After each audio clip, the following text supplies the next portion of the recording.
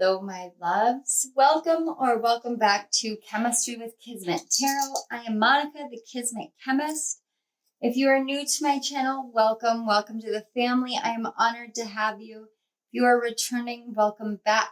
I have missed you.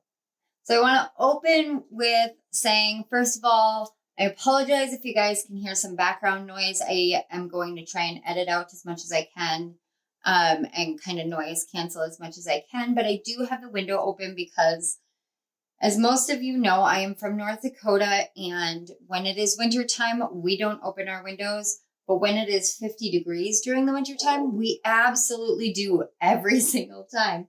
If you guys could hear the neighbor's dog start barking, I'm going to take that dog barking as a, yeah, we do kind of confirmation. So today's reading is a very, very special reading. It is a collaboration with the one and only Ember Moon Tarot, and she is wonderful and lovely. And I am truly, you guys, like, I am almost certain you guys have figured out that we have built such a beautiful friendship together. You would almost think that we have been best friends for a really long time. But this is a budding new friendship between us, but we just connect on a different level. And this is one of those moments where we both have realized that we have come so far on our healing journey that Spirit is helping us open up to new connections, open up to healthier connections. And this is something that I've talked about with actually a couple of other readers where this has been happening. Part of what that is understanding our own divine energies, our divine masculine and divine feminine energies, and coming into a kind of balance with these energies, and knowing that as we balance our own personal energies, so too do the energies that we work with and interact with come forward in a much more balanced way. This reading, my portion of it, as well as Ember's portion of it, are here to help you understand your divine energies from the perspective of book characters, because we are both very avid readers. And we wanted to kind of bring a different perspective, a different take, a different energy to how we are doing this. So for each pile, we're going to ask you to select one of the books that we have out for you. And then we will talk to you as we go into the piles about what your divine feminine for me or divine masculine for her main character energy is based off of the book that you chose and the characters that we were led to using. So what I want to tell you guys about a little bit here before we get into everything, the technicalities of everything, is what divine feminine energy is. Divine feminine energy is that soft, intuitive, receptive energy. We think about the moon and how the moon receives the light from the sun. And that's how the moon is illuminated.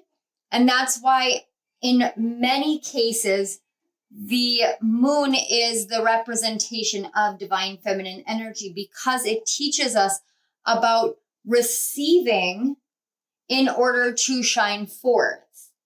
And so with this energy, we want to really touch into the parts of ourselves that are able to receive, and from that receptivity, make a conscious decision to move forward in our life in one way, shape, or form.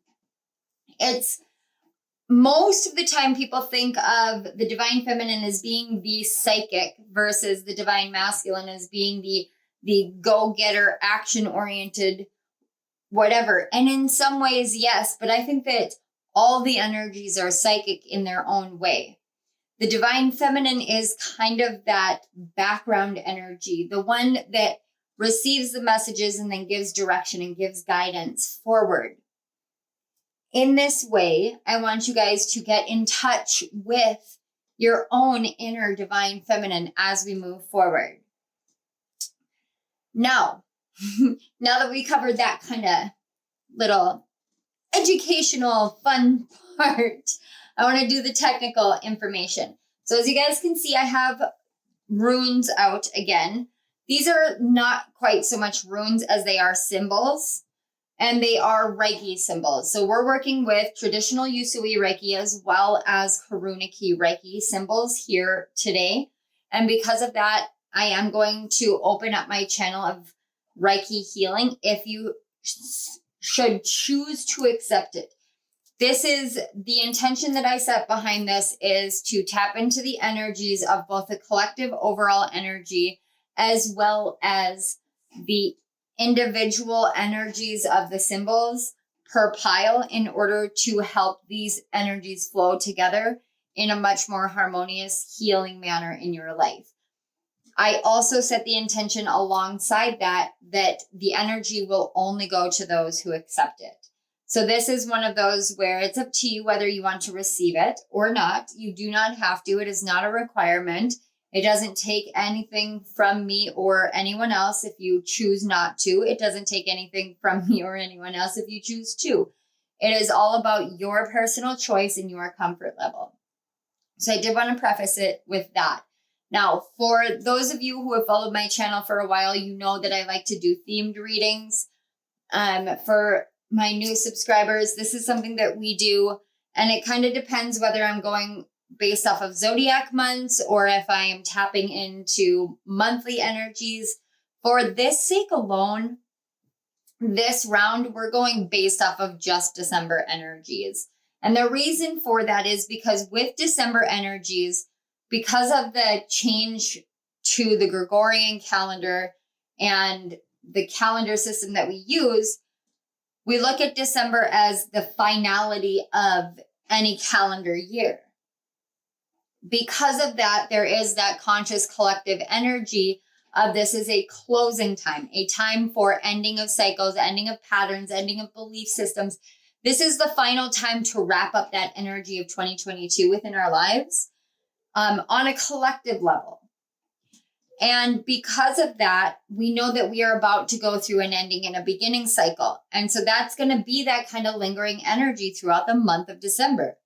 With that, a really great thing that we have at our disposal, one of those tools that I talk about at our disposal, is healing and awareness.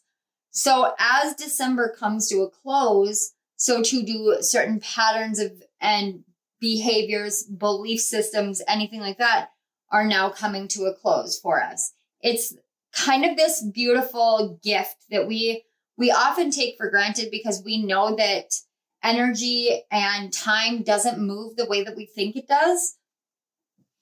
But we can actually blend the truth of the way that time is not linear with the way that we operate on a linear time frame in order to really aid us in closing things out, in beginning things anew, in moving into the next stages when we know that we're ready to move into them. We can use the moon cycles. We can use the calendar cycles, like the seasonal cycles. There are so many things in this world that we are gifted with being able to utilize in our lives in order to really fully come into our being. So through the month of December, we're going to be working with that concept. It's one of those that kind of flies in the face of spiritual time concept, but it utilizes both aspects of it in order to be more fulfilled and live a more fulfilled life, which is actually the purpose of this reading as well, is to be aware of your divine feminine energies, be aware of your divine masculine energies, and really blend and combine them to live a more fulfilled life. So without further ado, and like I said before, we're not disclosing what the characters are until we actually get into the piles. So when you choose, I want you to choose based off of what your intuition and your gut and your heart tell you, rather than what your mind is saying. The reason I say that is because for me personally, The Alchemist is my favorite book, but Harry Potter is my favorite book series.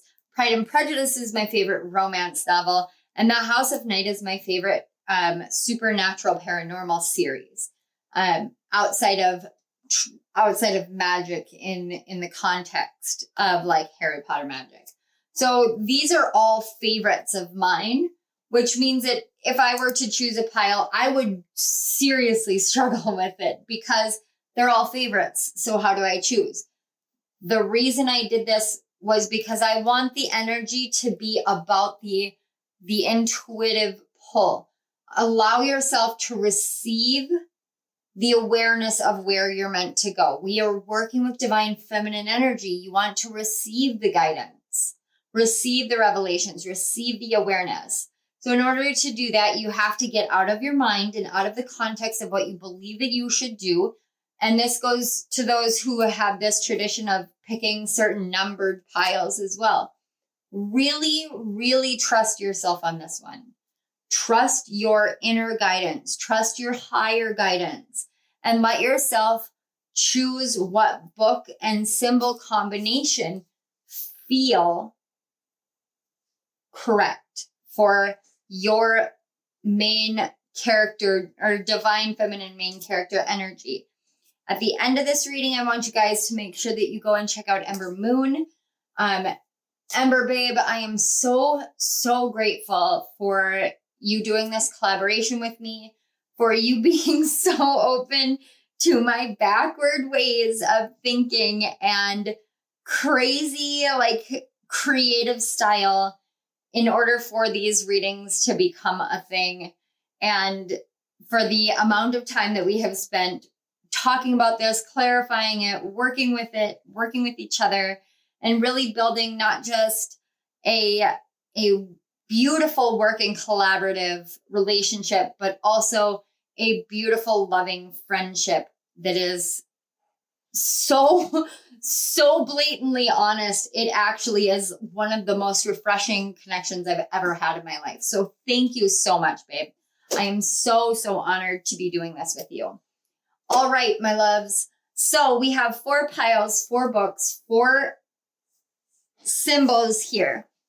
Pile 1, we have Pride and Prejudice by Jane Austen with the hearth symbol. Pile 2, we have Harry Potter and the Half-Blood Prince with the Nosa symbol. Pile 3, we have The Alchemist with Paulo Coelho's by Paulo Coelho. And we have the Daikomyo or the master symbol of traditional Usui Reiki. And pile 4, we have Hunted, the 5th book in the House of Night series by PC Cast and Kristen Cast, and the Zonar symbol. Now, collectively, we are working with the Om symbol. This is the Karuna key or the angelic Reiki master symbol. This is the crown chakra energy, the opening purification of your creative, co-creative existence in this world. This is all about learning how to really work with these energies and co-create the life that you are meant for, while also opening up your crown chakra to this spiritual awakening process, to this learning process, to this healing process, and to a new perspective on all of these energies. So without further ado, I am going to give you guys some meditation music. Take the time, get in touch with your guides, get in touch with spirit, and get in touch with your higher self. Allow yourself to be led to the pile that is right for you. And I will see you all at your piles.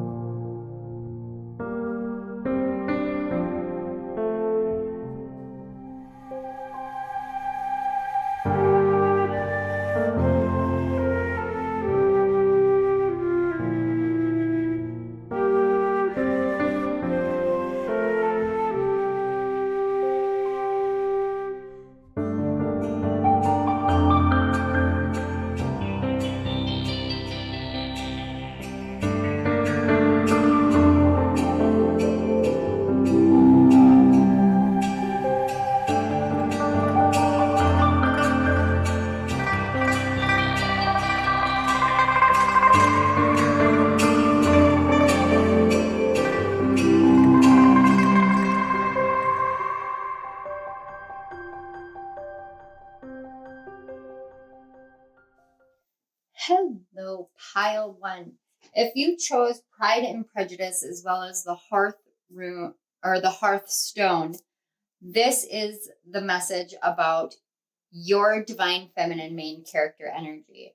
Now you guys are the first pile to find out what we'll call it the dramatic twist, the dramatic reveal is for this.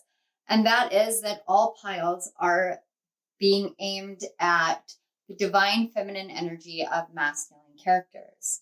This is because we all contain these characters or this energy within ourselves, regardless of what our gender identity is. And sometimes it's hard to wrap our head completely around that. But when we are given an example through something that we can all relate to, such as literature or mainstream media, pop culture, any kind of energies that we would all collectively interact with in one way, shape, or form, it helps us to understand our own inner divine feminine and divine masculine energies. So we are working with Mr. Darcy from Pride and Prejudice, and how he, in parts of the book, not the whole entirety of his character, but in many ways, he actually embodies that divine feminine energy. So remember, if you skip the intro, one of the examples I gave for how divine feminine energy works within each and every one of us is divine feminine energy is all about receptivity. So we think about the moon and how the moon has to receive the light from the sun in order to actually shine the way that it shines in our sky.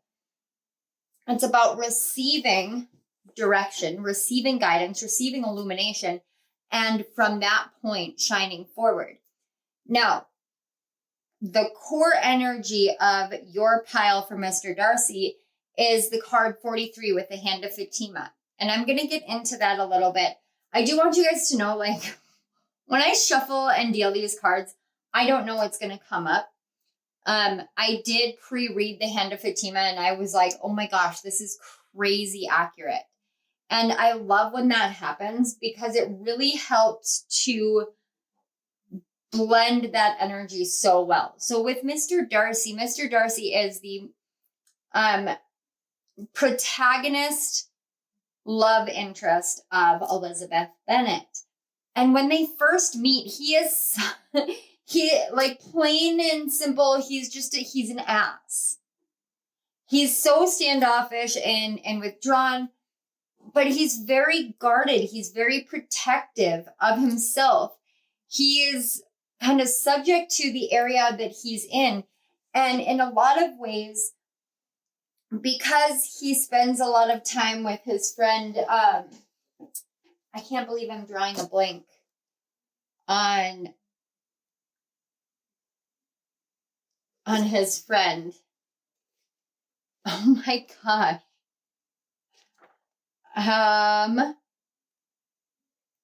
Mr. Bingley. So yes, there you go. He spends a lot of time with Mr. Bingley and Mr. Bingley's sister. And Mr. Bingley's sister is very judgmental, very, I'm upper crust, and so this is how it has to be. And so she kind of looks down on the Bennets. And Mr. Darcy doesn't really know how to exude his true feelings. So and spoilers, guys, just in case you haven't read it, as the book progresses, you see how there's this conflict between Mr. Darcy and Elizabeth Bennet. And you know, this book was originally meant to be titled First Impressions, and how we can misconstrue the first impression that we have when we meet someone. Well, we see this kind of dance that Mr. Darcy and Elizabeth Bennet do, where it's very kind of snipey towards each other. And then Mr. Darcy finally gets up the courage to confess his love to Elizabeth Bennet, and she is utterly astounded. Utterly astounded. And this is because his behaviors do not exude those of someone who understands how to come from the heart. And that's where this Hearth runestone comes in as well. This is that awareness of how we come from the heart and move from that space versus the mind and the interactions and influences of other people. So Mr. Darcy, this is where he steps in more fully to his divine feminine character energy. And this is something that I can feel within your energy, is that learning to be receptive to other people, and especially when it comes to criticism. Because Elizabeth Bennet was just point blank with Mr. Darcy of like, do you not realize you did this, this, this, and this? Like, none of your behaviors have exuded this emotion towards me. Not to mention this situation and that situation. And she essentially just airs out all the dirty laundry between the two. All of the repressed emotions, all of the repressed thoughts or blocked off thoughts that she has had. She literally just lets it all out, lets it all go, and speaks her mind once and for all. And from that point, he leaves. And this is where we don't see what actually happens in the movie nor in the book. But we do learn that Mr. Darcy in that moment has come into a state of receptivity. Why? Because love is involved. When love is involved, we are able to more easily slip into our divine feminine energies and learn how to receive the truest level of guidance that we need to move forward. Now, we're working with the heart chakra and the crown chakra with these two symbols. Collectively, we're working with this awareness, this higher enlightenment, this higher elevation and ascension energy, this awakening energy, this purity and purification of our thoughts, our minds, and the ways that we move in the world. And if we are not aligned in our minds with our hearts, then we are not moving in a way where our energies are balanced. Your energy, your divine feminine main character energy is going through a phase where these two energies are learning how to really align with each other and come together with each other. And Mr. Darcy learns how to open himself up because he needed that revelation to be brought in. He needed to be able to accept the illumination, just like the moon accepts the light from the sun. He needed to accept the illumination, that light of truth that came from Elizabeth Bennet. In order for him to accept that, he had to be in divine feminine energy. And here we see where your divine feminine energy is. It's in that learning how to be receptive state, learning how to receive revelation, learning how to receive illumination, to receive clarity, to receive love, to receive purpose, because you are now tapping more fully into your home within yourself, which is, in fact, your heart. And so with that, we go to this Hand of Fatima. And this Hand of Fatima talks about what is being born into your life right now. It talks about Fatima as being the midwife of birthing something new into your life, of bringing something new into your life. So you may have been seeing a lot of Empress energy in a lot of your readings. You may have heard a lot of readings that had to do with pregnancy, fertility, abundance, new beginnings, anything of that sort. And you may not have, you may have been like me, like, I can't have kids. What is this? This energy is that something new being born into your life. It's into your consciousness. It's a new way of being or idea, belief system, philosophy, sense of self, awareness of your intuition, of your gifts. This is a lot of energy coming in, asking you to learn how to receive via your intuition and your instincts, and then to move from there. So when we think about the duality of Mr. Darcy and divine feminine energy, what's being born into your life is this awareness, this higher level awareness of the ways that when we align our minds and our crowns with our hearts, we really ground in this planted seed of truth that everyone is capable of these energies. Everyone is able to harness and tap into these energies, and everyone is able to create from there. And as you move into this energy, you actually learn how to step more fully into your blessings, into into the ways in which you're able to bring forth a kind of softer side to how you move in the world, because you're now learning how to energetically harness your divine feminine. So for a lot of you, you may have been more in touch with your divine masculine energy, just like Mr. Darcy was in the beginning. He was very in touch with his divine masculine energy. But if you pay attention to what's written between the lines of the book, you'll see that Mr. Darcy, he was in that mother and father role for such a long time that he had to learn how to be softer. And because of that, because he had little to no guidance in his life, he had to learn how to guide and teach another and raise another with his with his sister Georgiana. And every mistake made, he put on his own shoulders, or every action that Georgiana took or someone took against his family, it really impacted him in a very deep way, which made him kind of hole up in that divine masculine energy, because the divine feminine soft nature and loving nature was what brought him so much pain. He had to learn how to reawaken this part of himself, how to soften this part of himself. And the only way that that could come in is through love. Now, this may mean that you guys are coming into a state of love, into a state of union. This could mean that you guys are genuinely pregnant and having a baby. It is going to vary for each and every one of you. But if you find that you have been in this state of having to be very protective, having to be very standoffish, having to be very action oriented, or having to really step back because you have recognized that you're surrounded by people that are in genuine nature very toxic, very judgmental, and that's not true to who you are, having to follow your heart means having to let those pieces go, having to move beyond that. So your divine feminine energy is now awakening. It's giving birth to this new way of being, this transformative understanding and awareness of what we all contain within us, so that you can come back to yourself, back to spirit, back to a softness, back to a state of receptivity, and move forward from there. So let's get a little bit more information. So this is kind of the past energy that you were in. This is where you're moving into now. And this is just an additional energy that highlights your divine feminine. So we're going to look at the additional energy last. So let's take a look at your past energy.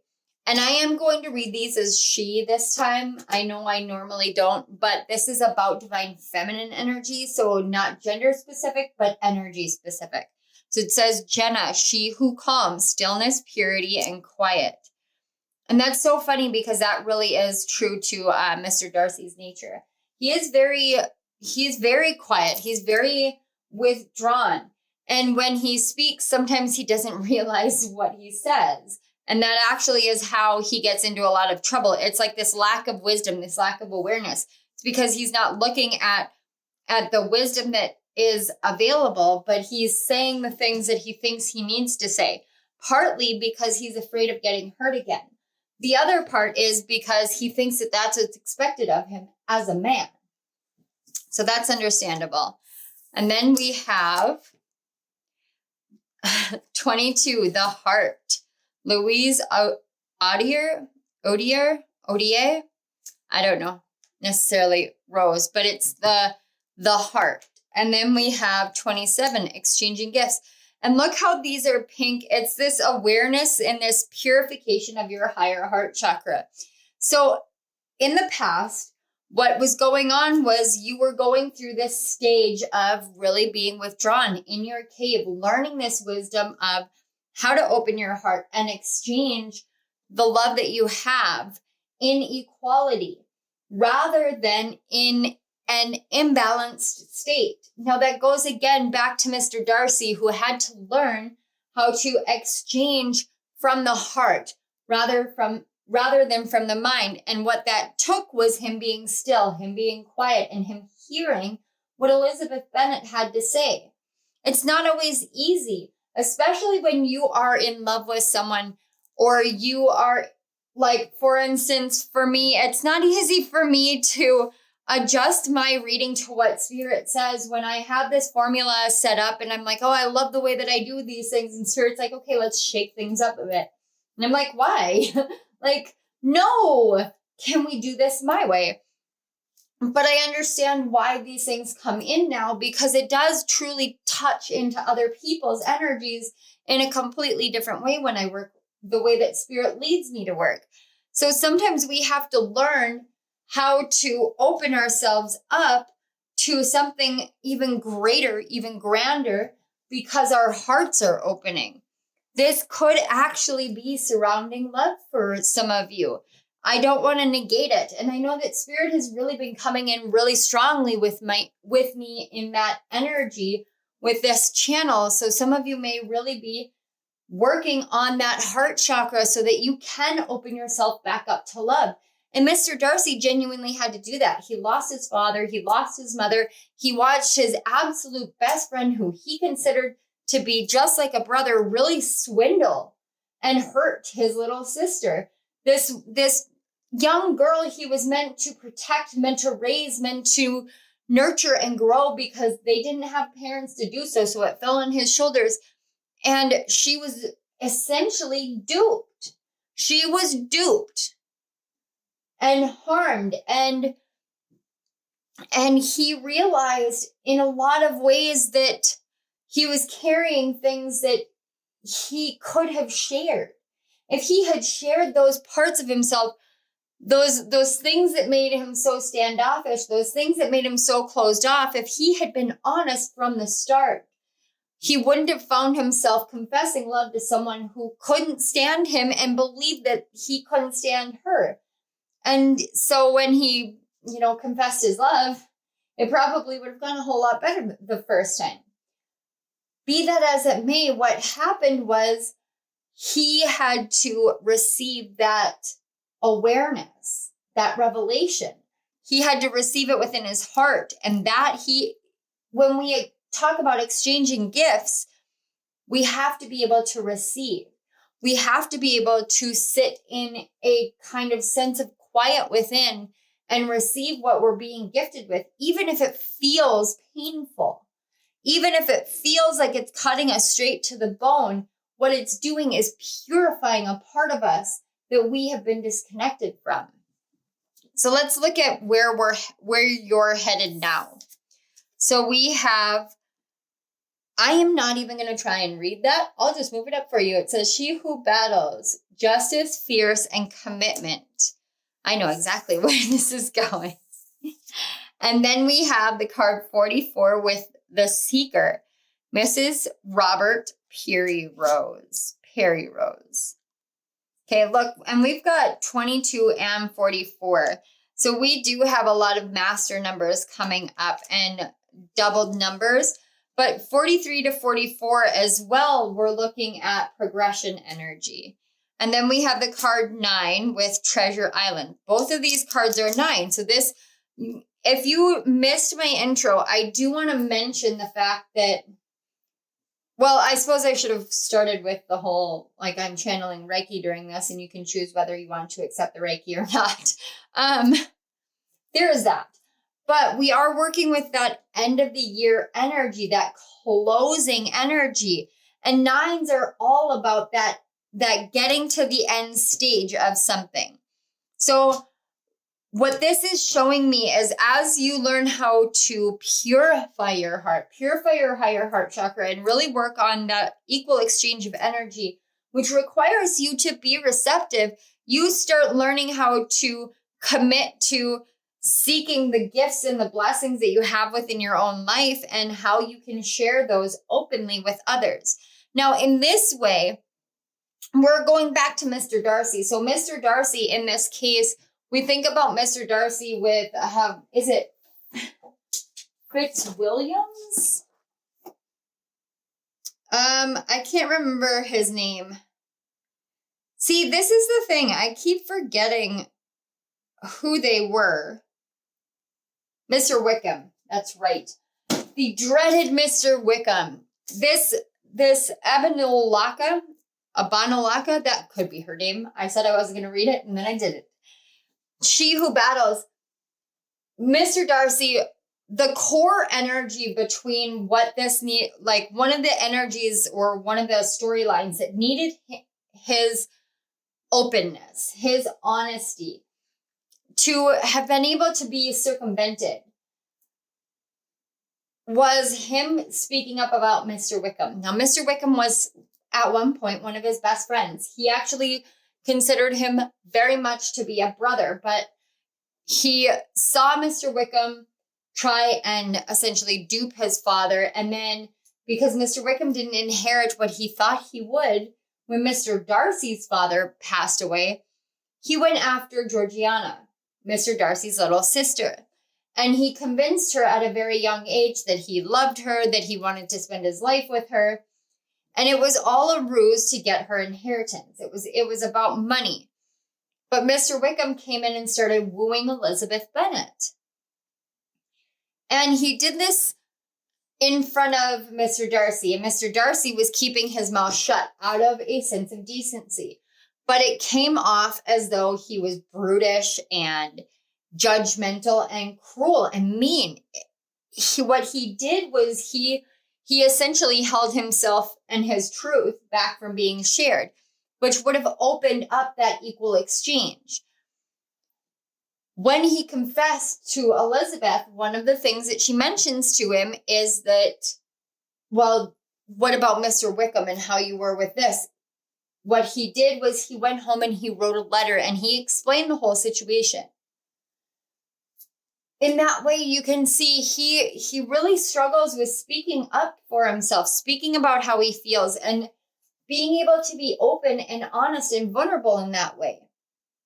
And I think we can all relate to that in some way, shape, or form. I know for me, I've struggled with that in my past, where I haven't been able to verbalize much of anything. I never used to be a talker the way that I am now. I was very quiet, very withdrawn, and then, like, if I would have any kind of conflict, it would all be via text message because I did not feel safe enough to speak my truth into the world. Mr. Darcy, in that way, had that same thing, but he had to see from the lens of his heart.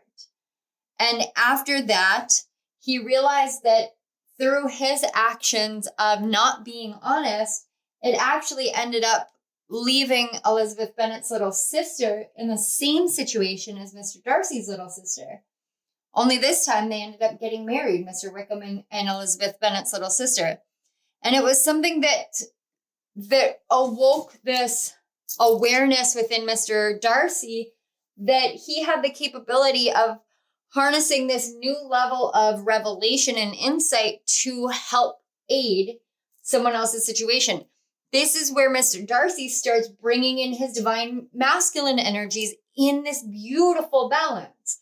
But what you can see here, and something that you should know about your main character, your divine feminine main character energy, is that your divine feminine main character energy works from the heart and then directs your divine masculine into a state of action, of knowing what to commit to, of knowing where to seek and where to find the truest treasure of who you are. Your divine feminine is really kind of like, I'm actually seeing like puppets, but I'm also seeing like the Wizard of Oz behind the curtain. It's the magic that is hidden behind the action taken.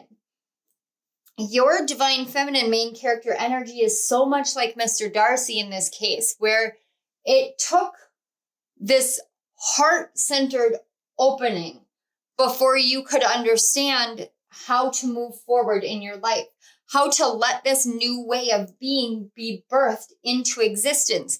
This healing of your heart, when you stood in stillness, really led you to seeking what treasures exist within you, and then truly being very fierce in your commitment to yourself. So let's see the core of your energy now today.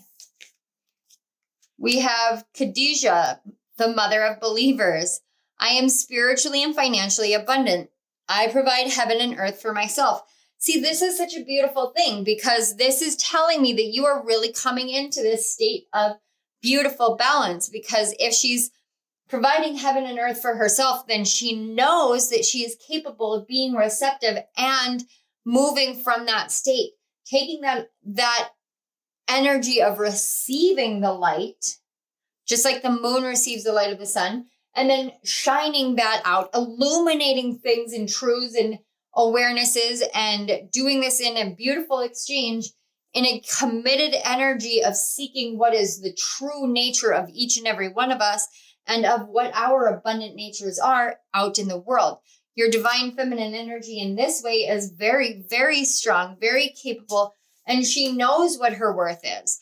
And she is able to really dictate one way or the other. Now, Mr. Darcy, in this case, Mr. Darcy was pretty much self-made because he inherited quite a bit, but he also didn't squander his inheritance. And so because of the way that he operated, he knew how to receive guidance, receive different aspects. It was just learning how to receive love that really transformed his entire life and his entire being. He needed to learn how to receive romantic love, romantic direction, and a new perspective, especially to see how worthy he was. And this is you learning how to receive direction, receive guidance, and receive this divine love so that you can move forward in your life and find your truest path, commit to your truest path, commit to your truest self, and really move from that point so that you don't have to feel as though you have to do it all and never get anything back, or do it all and never receive what you're meant to. Constantly going, and never being able to really come into the fullness of who you are. In order to come into the fullness of who you are, you're being asked to open your heart more fully. Or rather, you were being asked to open your heart more fully. We've got cards just kind of flying everywhere. We have the Two of Earth with cycles. That's Jupiter and Capricorn. You may have any of these placements. You may not. I was trying not to go quite so astrological on this one. And then we have the card 6 with ecstatic union with Shakti energy. And I'm just going to place this crystal right there just because she's not very appropriately dressed. And then we have the Two of Fire with centering. And then this is Gemini energy. We have Mars in Aries. And then we have, wow, you guys, 2 wind with balance, or 2 of air. And that is the moon in Libra. And finally, we have 5 with conflict and fire. That is Saturn in Leo energy. And on the back, we have delight. The card 3, the 3 of fire. And that is the sun in Aries. So I'm going to set this right up here. So Aries season may make you feel more rejuvenated, more excited, more aware. But with this conflict energy, what this is showing me, and the 6 card is all about balance and harmony. It's about the decisions that we make, but this one in particular, with it being Shakti, it does talk about all of your energy centers coming into union. It talks about you coming into union with the divine, with your divine nature, with your ultimate highest being. We've got the cycles, and this, I've been getting so much moon energy, and the moon works in cycles, but the earth moves in cycles, and the time that we live in is all about cycles. We think about these 2 energies and the 6 energy, and it is about learning what choices we make of balancing and harmonizing these energies. 2 is also the number of the divine feminine. So this is a lot of divine feminine awakening within you. What you want to do is learn what your own natural cycles are. Even if you gender identify as male in this life, learning how to work with certain cycles of energy, whether you look at the seasons, like the actual physical seasons all around you, and you engage with the energy of that season as it changes, regardless of what the calendar says or the timing says, you work with that energy. Or you work with the moon cycles, or you work with the zodiac cycles, or like whatever it is. You could work with sabbats as well. Those are cycles as well. Whatever cycles it is that you work with, it helps you to expand into a more organized, self-disciplined way of moving in the world. But it expands you into this awareness of being grounded and being in the higher realms, being divine masculine and divine feminine, knowing how to really harness all of your energies. And that, again, you come into this centering energy. When you learn how to move in these cycles, you come into this beautiful, joyful union of all things within yourself and within your life. And this union of your head and your heart in such a beautiful way. And then you center this directly into your heart. Like she's literally indicating, we're centering this in our heart. Now you're coming into balancing your divine masculine and divine feminine energies. It's this divine justice energy. We want to take these two aspects and balance them together. The reason why is because there's a lot of conflict everywhere in the world. There's a lot of jumbled up energies in the world. But when we come into the world in a state of balance and harmony, centered and unified, happy and true, and knowing our destiny, knowing what we're here for, knowing what we're seeking, this conflict energy actually kind of dulls down because we know how to shine forth in the world in the way that we're meant to. We're actually able to take all of these energies that we contain within ourselves and shine it forth to help highlight the places where there are conflict and heal that. The conflict that you've been feeling with your divine masculine and divine feminine energy comes from needing to make sure that you follow certain cycles in your life. Now, as women, we know that we have certain cycles because we have that natural female cycle that we go through. Even if you're like me, like I had a hysterectomy, so I don't have that, but I still do these natural cycles. I had to learn a new way of tracking it. So it's about learning how to move with certain energies. When we become more and more aware of our own energies, when we become more aligned in our own energies, that's when we are able to move more fully. You guys have cards that just like, there's so many messages that just want to fly out for you guys. It's crazy. I love it. It's not crazy in a bad way. It's definitely crazy in a good way, especially with all these twos. And see, 2, 2, 2, both those all add up to 6. It's realizing how to get from conflict into ecstatic union is through harnessing or aligning yourself to the natural cycles in your life, knowing that they are infinite. And so you can choose whatever cycle suits you. And if that cycle stops suiting you, you can shift it to a different cycle because they are infinite. And then centering yourself in your heart space, in your divine passion, in your divine light, and finding this balance between the head and the heart. That's where you find your true joy, your true flame, your true fire in this world. And the conflict comes to a place of union instead.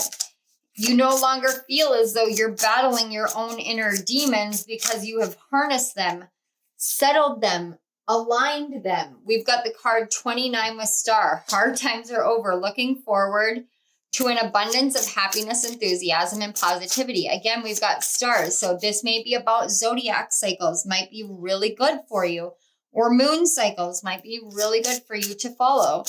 If you're looking at getting into moon cycles, please check out my sister channel, Chemistry with Kismet Tarot, Rising Sign Messages. But your divine feminine energy, when you step more fully into your divine feminine energy, that's when you really step into the state of receptivity and you can find true happiness. And Mr. Darcy really did. But it took him receiving the messages from Elizabeth Bennet of what wrongdoing he had done, basically how he had slighted her, how he had hurt her feelings, hurt her belief in herself, how he had really diminished and demeaned her. And granted, it didn't, to her credit, like, she didn't let it change who she was. But he allowed her to help him make a change for the better. And when he did that, then she too made a change for the better and opened her heart up more fully as well. And in that way, a lot of hardships really ended when these two characters learned how to give and take with each other in a beautiful balance. Mr. Darcy was the one who had to learn how to open up. And that's one thing here that is really, really strong. It's that opening of the heart. We have 23 with owls. So owls may be quite significant for you. But again, they're both heading over this direction, trying to get her to be aware. It says there are spiritual messages and great wisdom to be found in this period of transition. And then on the back, we have the card 17 with love. Love surrounds all your connections. Move forward positively in all areas of your life. So what I'm really seeing here is this understanding and awareness here that when you open your heart to divine love, to higher levels of love, to unconditional love, especially when you align your heart and your crown, your heart and your head, and you move from that space, that's when everything comes into harmony. Everything unifies within you, and you really do move in a place of love, through a state of love. When it says love surrounds all your connections, there's a lot of positivity and putting the hard times behind you. In order to do that, you have to be open within your heart space. Opening your heart space can be one of the scariest parts of this journey. It can be one of the most harrowing journeys we go on in this life because our hearts are the softest part of who we are. They are the part that makes us who we are, that really speaks to who our souls are outside of this physical vessel, outside of any experience we have. So we have to really learn how to step into the hero role in our own life, open our hearts, and really trust ourselves, trust our guidance, trust our wisdom, but also trust in what we're receiving from the higher realms, from spirit, from spiritual teachers, from the energies, from the awareness, from our own intuition, but also from our hearts, especially from our hearts. When we open up this heart space, we do truly move beyond the hardships. We do. I can't tell you enough. I moved through my spiritual awakening so many times with my heart chakra really blocked off. Even though it felt like it wasn't, and I thought it wasn't, it truly was, because I wasn't sharing my heart with people. I do that now. That's part of what I do here. I share my heart and I don't fear it. That fear is one of the biggest things. Mr. Darcy was so afraid to share the hard times, the things that challenged him, the struggles he had. He was so afraid that if he spoke up, then he would be in the wrong. Again, that he would do the wrong thing, say the wrong thing, be the wrong person. And it ended up leading him into exactly that because he was afraid that that's how it was going to go. So if you realize that if I open my heart and I share my heart and I am very open about these things, then in that way, I am actually stepping more fully into the true nature of who I am and the true power that I have within me. I am moving from the heart, and now I am able to move into a state of happiness, a state of love, a state of wisdom. You will be led through every transition you need in this life if you open your heart to receiving what transition you're going through, what guidance you are going through, how you can move forward, and how you can really burst out from the heart into this world. So, wow. Okay, pile 1. This is all I'm getting for your divine feminine main character energy. The level of love that I can feel from your main character, your divine feminine main character energy is really, really amazing. And I truly hope that you guys enjoyed the kind of switcheroo energies that we were working with. It's so fun. So first of all, I want to say thank you so much for listening to this reading. Thank you for being here on my channel. Thank you for the love and support that you give to me. I truly, truly appreciate it. I want to say thank you to your guides and my guides for facilitating the connection between our energies. And I want to say thank you so much, Spirit. Spirit, when you inspire me and I receive your guidance and your clarity and your wisdom and am able to share it with the collective, I always feel so honored, so humbled, and so truly blessed. And I am so, so grateful for being able to bring these forth. Thank you. Okay, pile 1. Don't forget to go and check out Ember Moon's version or side of the collaboration with What is Your Divine Masculine main character energy, and let me know in the comment section below how this resonated. If you go to my description box, you're going to find links to Ember's video. You'll also find links to my sister channel with rising sign messages, links to donate, and links to book a personal reading with me, as well as to my author page on Amazon. So don't forget to check that stuff out. And I want to say thank you one more time. I will see you guys at my next reading, and I love you all. Bye. Hello, pile 2. If you chose Harry Potter and the Half-Blood Prince, as well as the Nosa rune, this is your message about what your divine feminine main character energy is. So the reason why I talked about making sure that you were being very true to your own intuition is because each of the characters from the books that we chose are actually the opposite in gender. So for this reading, we are looking at the divine feminine main character energy based off of Harry Potter himself. And I did put a little asterisk down on the bottom for it being about Harry Potter in the Half-Blood Prince when he takes Felix Felicis. And Felix Felicis is the liquid luck. It is it's a potion that is designed to bring you luck. The other aspect of this that we're working with is the Nosa rune with the Om rune. And if you skip my intro, just to let you guys know, I am channeling Reiki energy through this reading, and you can choose to accept the energy or not. It's totally up to you. You don't have to accept it. If you do choose to accept the energy, it will just naturally flow as I do the reading and as I channel. And make sure that you ground afterwards and drink a lot of water. So with Harry Potter in the Half-Blood Prince, there is a scene where Harry has to get some information. He has to get a memory, basically, from Professor Slughorn. Now, Professor Slughorn is very standoffish. He was called out of retirement to become the new potions master as Snape was moved to the Defense Against the Dark Arts teacher. And Slughorn just didn't want to. He knew that Voldemort had returned, and he was actually in hiding to make sure that he wasn't targeted by Voldemort's people. In this scene,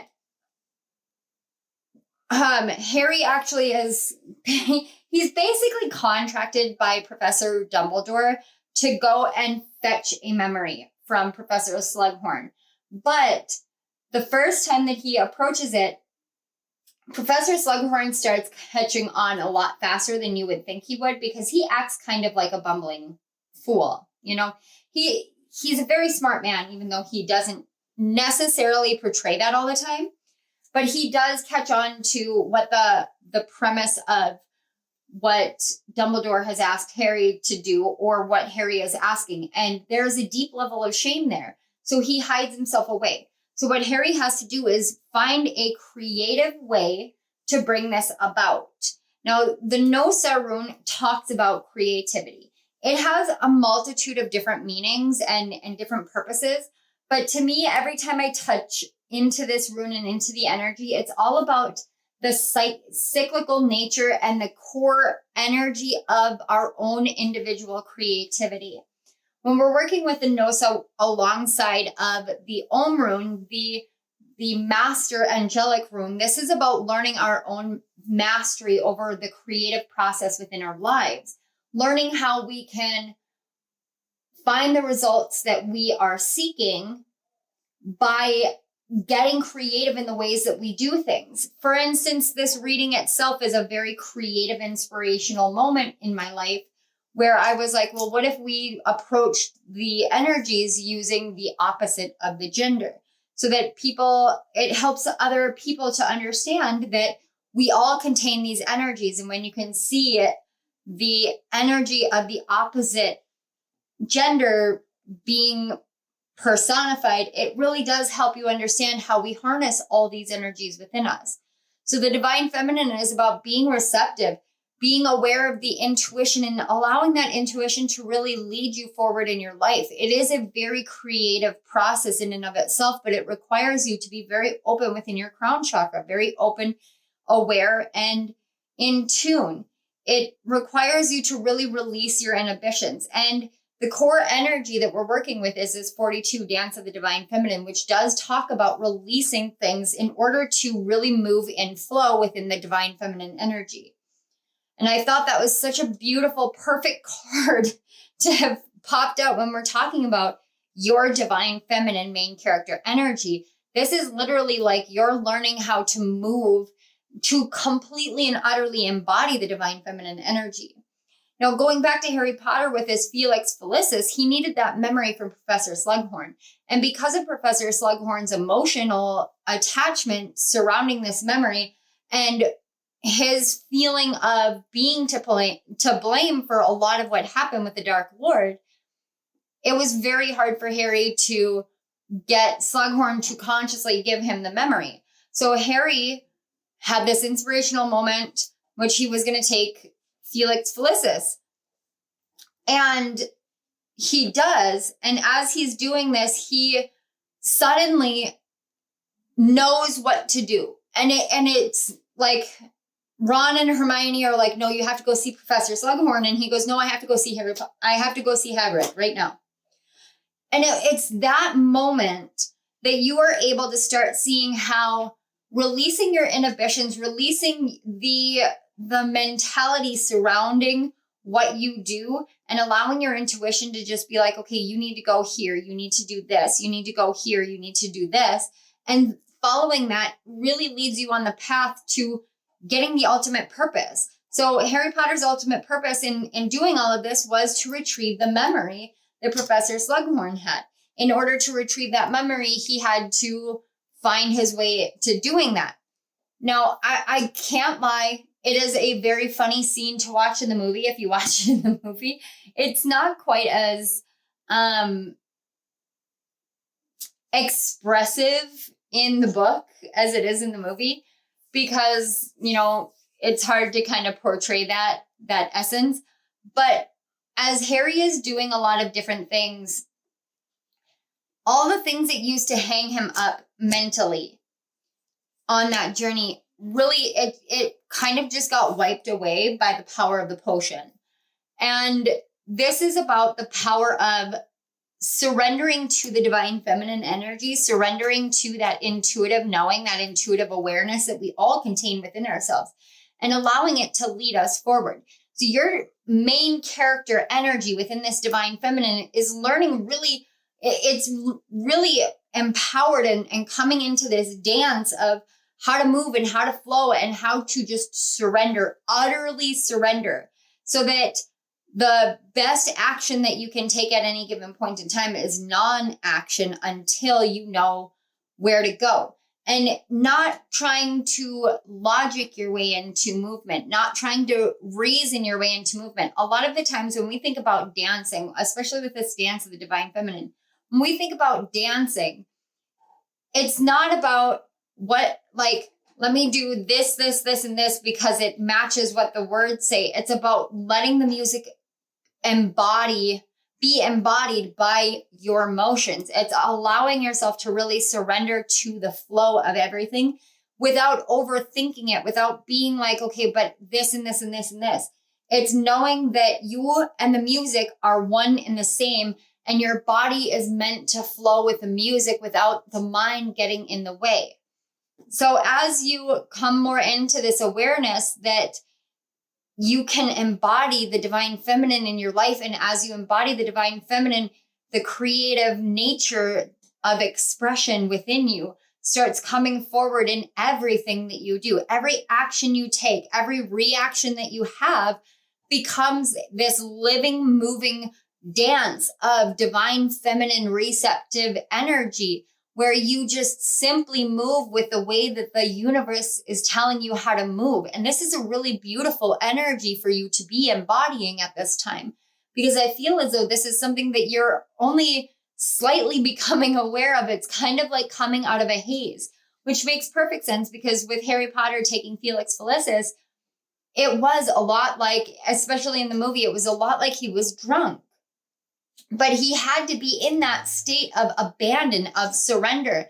And it was through the power of alcohol that he was able to get Professor Slughorn's inhibitions lowered enough to be able to give him the memory.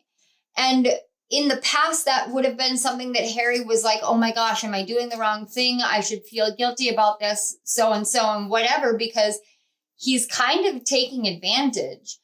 But it's about the greater good. It's about realizing the higher level of awareness that he needs in that moment in order to literally save the world. And sometimes we think that the actions that we take are filled with nothing but ramifications, because we're doing these things. And in some ways, it can feel like we're taking away someone else's power, or we're taking something from someone else in order to be able to implement it in our own lives. So for instance, if you guys were in this state where you were listening to the readings that I do, and then you took something from my readings and you adapted it to your own situation in your life, and you found this massive level of blessings that came from it, you might feel like, oh, but the idea came from Monica and Chemistry with Kismet Tarot. It wasn't me that did it. No, I'm here as inspiration. I'm here to help awaken within you what is true to you. So whatever you get from these readings is what you take from it. It's what you receive of this energy, of this reading, of this awareness. That receptivity triggers within you greater levels of awareness and receptivity. And from there, you move forward. And when your mind and your logical brain get in the way, then it really hinders you from fully engaging with the creative process and the creative flow that you could be in your life. I know for me, when I started my tarot channel, I was very much in this state of like, okay, what is everybody else doing? How do I do what everybody else is doing? Like, how do I keep that inspiration? How do I know what the trends are? How do I do this? How do I do that? And then I realized that I meant to go my own direction. I meant to bring this forth in my own way. And as soon as I really surrendered to the ways that I find inspiration and the things that trigger thoughts and awarenesses within me, and then just went with it and allowed it to flow out of me, that was me dancing in the divine feminine energy. That was me taking that Felix Felicis in my own life and really flowing with it. When Harry does this, he stops trying to plot and plan, and he starts flowing with life. And as a result, the funny thing is as a result, he literally gets everything that he wants down the line, because it's literally through, we would call it coincidence, but it's literally through a series of intuitive synchronicities that his romantic interest, Ginny Weasley, ends up breaking up with her boyfriend, and he and her get together in time. And it's through, a tragedy in Hagrid's life that he feels called to go and visit Hagrid. And if it weren't for the tragedy in Hagrid's life and the absolute value of the venom of an acromantula, then Slughorn, with his very money-hungry eyes, would not be that interested. So it's this series of many different things occurring all together, and Harry really surrendering to the divine feminine flow and energy of that dance with your intuition and with the energies and the way that they call you, that everything fell into place for him to get this memory, to bring it back to Dumbledore so that Dumbledore and he could see what the awareness was what the inspiration was, and the exact number of Horcruxes that the Dark Lord created. It was truly, truly one of those moments we could take and adapt it to see that when we surrender to this dance of the divine feminine, to really allowing that intuitive receptivity to lead us along our path, we watch as magic occurs and we literally are able to witness everything falling into place for the awarenesses that we need and the revelations that we need so that we can literally change the world that we live in and help others to stand in their power and to know the truth and to speak the truth and to live the truth. And we do it in our own creative styling. And I just got hit with this wave of like, I just want to cry with you guys because this is such an inspirational energy with you. I feel inspired by your energy and I feel like I'm literally hearing you guys go, but I feel inspired by your reading. That's wonderful because you know what that is? That is mutual receptivity of our energies. And that is a beautiful, beautiful connection and relationship. And I am really grateful for it. Wow. Okay. So what we're going to look at I'm sorry, I keep bumping the desk. We're going to look at, this is how essentially what your energy was or what the situation was to get you into this dance of the divine feminine energy. It's essentially like we'll correlate it to the mission that Harry was set out on for Dumbledore is this side in your own life. And then this side is the moment or the movement forward into this dance of the divine feminine and really like where you're headed from here. And then this is just some wisdom and awareness of your energy right now. So we're going to look at the past and then the present / future energy. It kind of changes as I channel. So I want to leave it a little bit open-ended and allow the messages and the guidance and the energies to kind of lead me in that direction. And then we'll take a look at the wisdom that you need.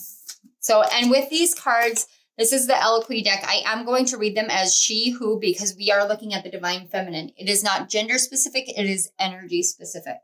So we have Jocelyn, she who persists, perspective, defiant, and persistent. I love that because that literally is, it ties in so beautifully, so intricately with this Harry Potter and the Felix Felicis and how that potion really worked for him. It's almost as if you guys somehow took your own potion.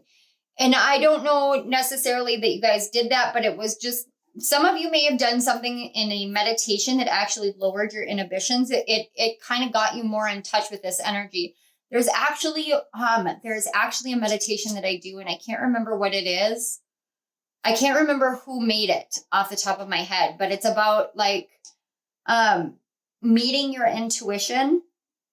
And I can recreate that. But I notice the more that I do that and the more that I do like an into the creative vortex meditations, the more that I'm able to really surrender to the intuitive creative styling or process in my life. That may be for some of you. For others of you, it may just be that you have been very persistent, very dedicated to shifting your own perspective into a higher level of creative awareness. And the more dedicated you are, the more it actually came off as like you were just being utterly defiant to what social norms say and what's perhaps your family has said as you were raised. And you've gone like, no, I'm going to do this. I will figure this out. And, you know, Harry Potter, he was very persistent. He knew that he needed that memory. He couldn't do anything beyond that memory. And it was something that really plagued him a lot. So if there's something that you feel like you know that you need to do, you know that you need this, or you know that you need to figure this out, the more persistent that you are, the more true blue to yourself that you are, the more that this will come in. It just will feel like you are defying odds. It'll feel like you're going against the grain. I get that hummingbird energy again. So you guys may be in my groups that I always see hummingbirds, or we get hummingbird stuff a lot. So we also have the Creator 21. And I'm not even going to try and read the type of rose. We're just going to go based off of the name. And I love that this is a variegated rose. So variegated flowers are flowers that are essentially they're color hybrids. And so their petals have multiple colors in them. And so you can see this flower, and you know what? I'll actually move it closer to you so you can actually see what I mean by variegated. Variegated flowers are like my favorite flowers. So, and they come in multiple varieties. I prefer variegated tulips because they tend to look like feathers, like really pretty feathers. But for this, we have this variegated flower. So you understand that you have to create, you are the creator of what you're looking for. You are the creator of your destiny. You're the creator of what you're looking at. This dance of life, you create it. And because of that, it's about the perspective that you have in your own creative styling. And you know that you have to really be dedicated to this. You have to create, it's essentially like you know that you have to create the right perspective in order to create the right environment to be as creative as you wish to be. You guys must be my like content creators, my writers, bloggers, podcasters, painters. Wow. Okay, seriously, I know I don't usually like demand on this one, but I am putting my foot down. For the sake of my own sanity, can someone please tell me which one of you macrames? Because that always comes through when I touch into this creative energies on my channel. Macrame always comes through. And I have had to Google macrame, I think 5 times just to know what it is. And I think it's some kind of weaving or looming or something like that. But I'm still not sure. Every time I look it up, I'm still not sure. And I actually think it's like what's depicted on the 3 of Pentacles in the Light Seers Tarot, which I don't have out, but I can get it out. But I think that that's what macrame is, but I'm not sure. But it really, like, it's come through for months. And I have never asked, I don't think I've asked like this directly, but for my sake, for my sanity, please, if you macrame and you're watching this, tell me in the comments. I just need to know. All right, and then we have Rabai, the Queen of Saintly Women. I am in service of divine love. I move the way love asks me to move. This is beautiful. Okay, so this is you really, truly like the energy that got you into the dance of feminine. I mean, it says right here, I move the way love asks me to move. It's you getting in touch with your own inner essence, your own divine essence, your own inner love.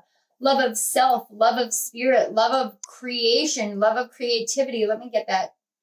There we go. It's you realizing that you are the creator, that you are equally as much the creator of your life, your destiny, your perspective, as is the divine creator of all of us, and that you co-create this existence. But in order to co-create this existence, you have to dance with the divine feminine. And guys, I'm going to pause it here because I'm literally seeing that 3 of Pentacles so strongly in my third eye. And I feel really called to pull it out. So give me just a moment. Okay, I am back. So I'm going to work on this. You know, the funny thing about this is I actually was thinking like this card deck kind of called out to me. And I was like, no, but I said that I was going to work with a different one. And it was like, now I'm realizing why. And I could have taken it out, but I didn't. And see that in and of itself. I had one of those intuitions and I did not follow it.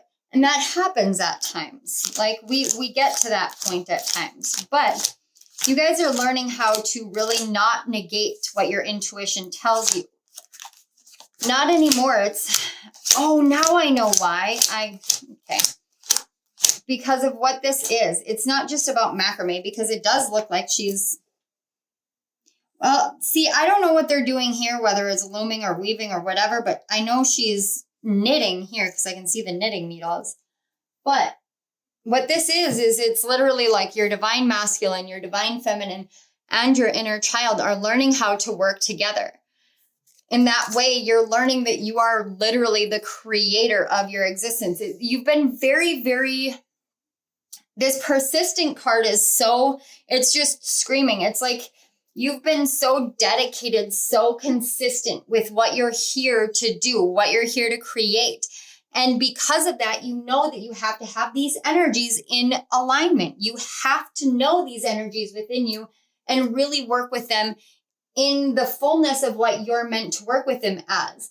And that's a really beautiful thing. It's a beautiful awareness to have. But when you have that awareness, you can get caught up in your own head of like, how do I do it? How do I get there? How do I do this? It's about learning how to move the way that your heart is calling you to move.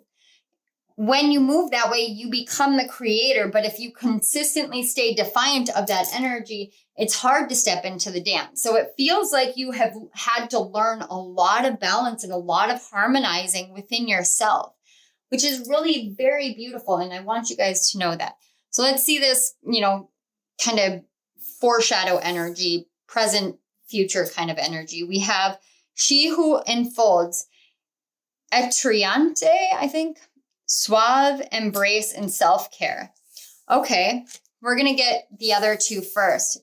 Wow, my crown chakra just got hyper pressurized when I touched that card. Whoa. Yep, we've got 3 with the Alchemist. And then we have the Black Madonna, Our Lady of the Hermits. I transform pain and suffering into a greater capacity to love. So what you were really kind of standoffish and defiant with as far as being able to create the life that you wanted and move from the heart and engage in this dance, moving forward, you're learning how to take all those pains and all those moments of suffering and to really love and embrace yourself, to alchemize it into healing, into awareness, to transform it into love, into a greater capacity of love. And then I'm brought back to this 3 of Pentacles again, especially with the suave and embrace. This is about you really embracing all aspects of who you are and what you're meant to do in this world.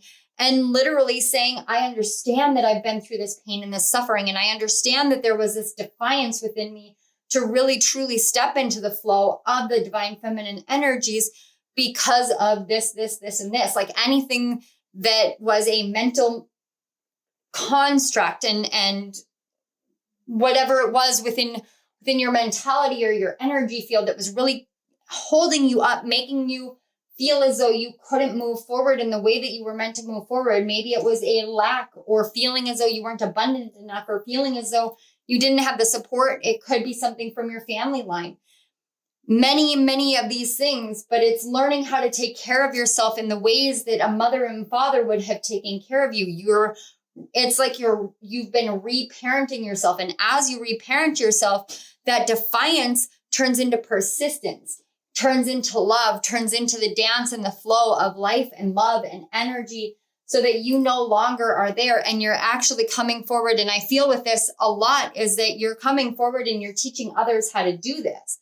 You're showing the world this by embodying it. You've transformed these things and learned to flow with this inspirational energy within you. And because you have learned to flow with the inspirational energy, now those lower mentalities of, well, I have to do it this way, or I can't do it that way, or why would I follow my intuition here? It doesn't make any sense. You just say, okay, my intuition is leading me here.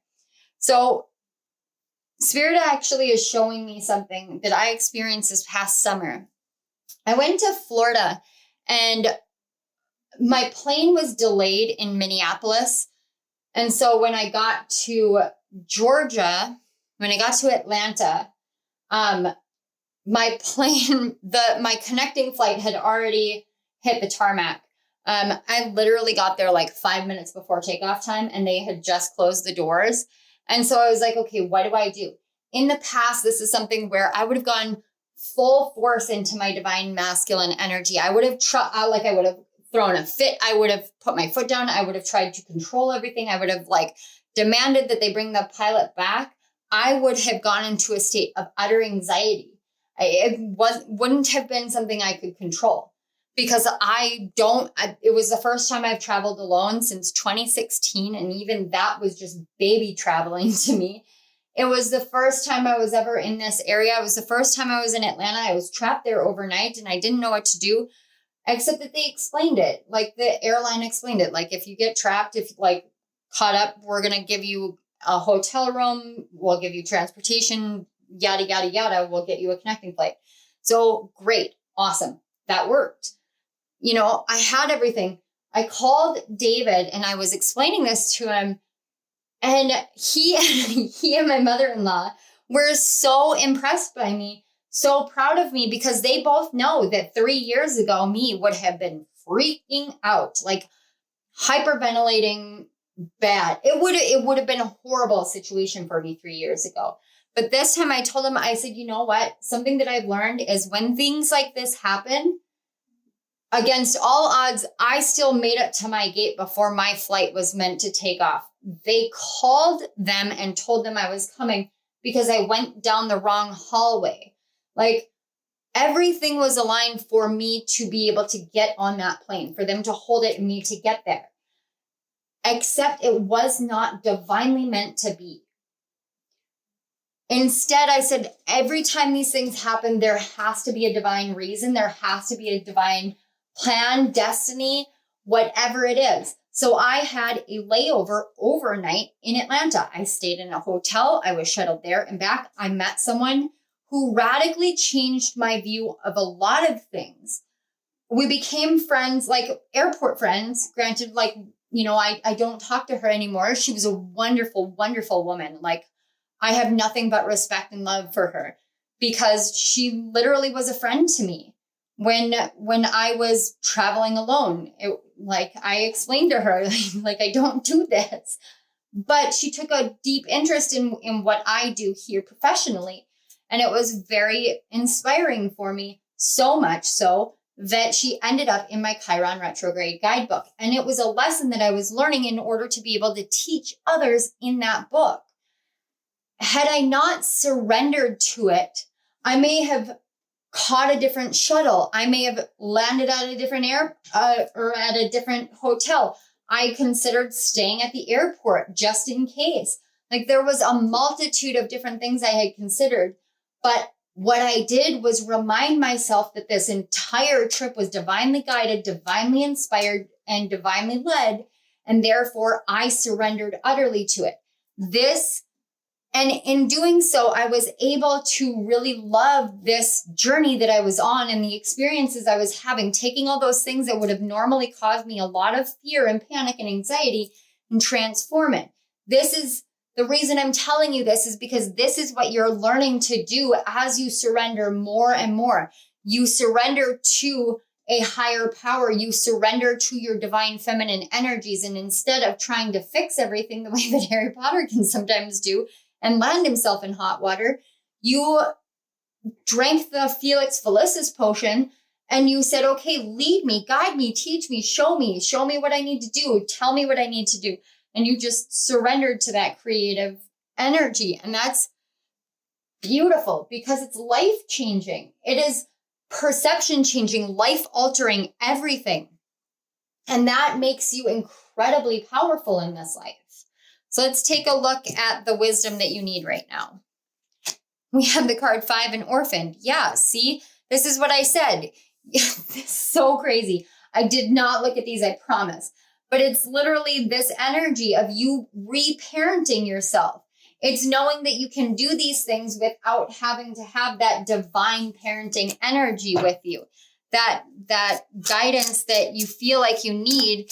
You're learning that these things that have made you feel alone, that have made you feel lonely, really are the key, the ticket to your own creative stylings. And that the creations that you make are like your ability to reparent yourself, to learn to love yourself, embrace yourself. You alchemize this orphaned energy, and then you move into the dance of the divine feminine. When you feel this orphaned energy, and I mean this in a very literal way, like when you feel like you don't have parents, it's really really difficult. And I just saw 33 on my clock. So that may be significant threes. You know, we did have the Three of Pentacles, but it makes it really challenging for you to be willing to step into this divine, feminine, receptive, kind of almost passive state in life. Because when you're in that state, you go into survival mode for so long that you don't know what thriving looks like. You can't even fathom it. But I'm literally seeing all that you've gone through in order to alchemize it. And you're now coming into a state where you can show people how to do that. It's learning that even if you would feel like you don't have anybody there for you, you still do. You're deeply blessed.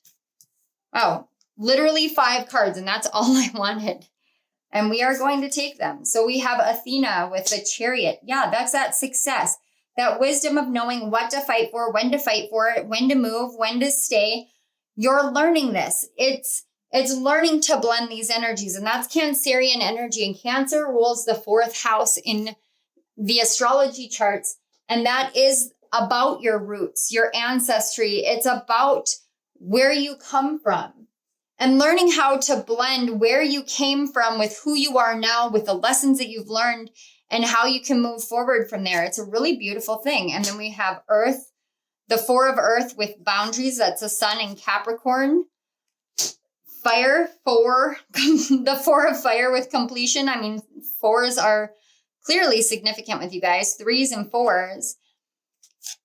And then we've got the 8 of Wind with confusion, and then Morgan Le Fay, who is the representation of the Magician card, and it's Sorceress. And Morgan Le Fay taught Merlin. I believe that was the way that it went. She's from Camelot. And on the back, I'm gonna do this. We have the Mother of Seas, or the mother, like the Queen of Cups, and perception. And that is Piscean energy. So, well, actually, I'm going to keep this off to the side. I just don't want to trigger YouTube because some of these cards are a little inappropriate for YouTube. Not in my opinion. But see, what I'm seeing here is, with this Chariot energy, this is one of the most masculine, divine, feminine energies there is, because it's like, I need to go to war, I need to whatever, but you're learning how to build boundaries between your actual energies. You're showing yourself where you can be disciplined, where you can be persistent, what is right for you and what isn't right for you. The number 4, especially with Cancer in the 4th house, we're talking about your roots, your foundations.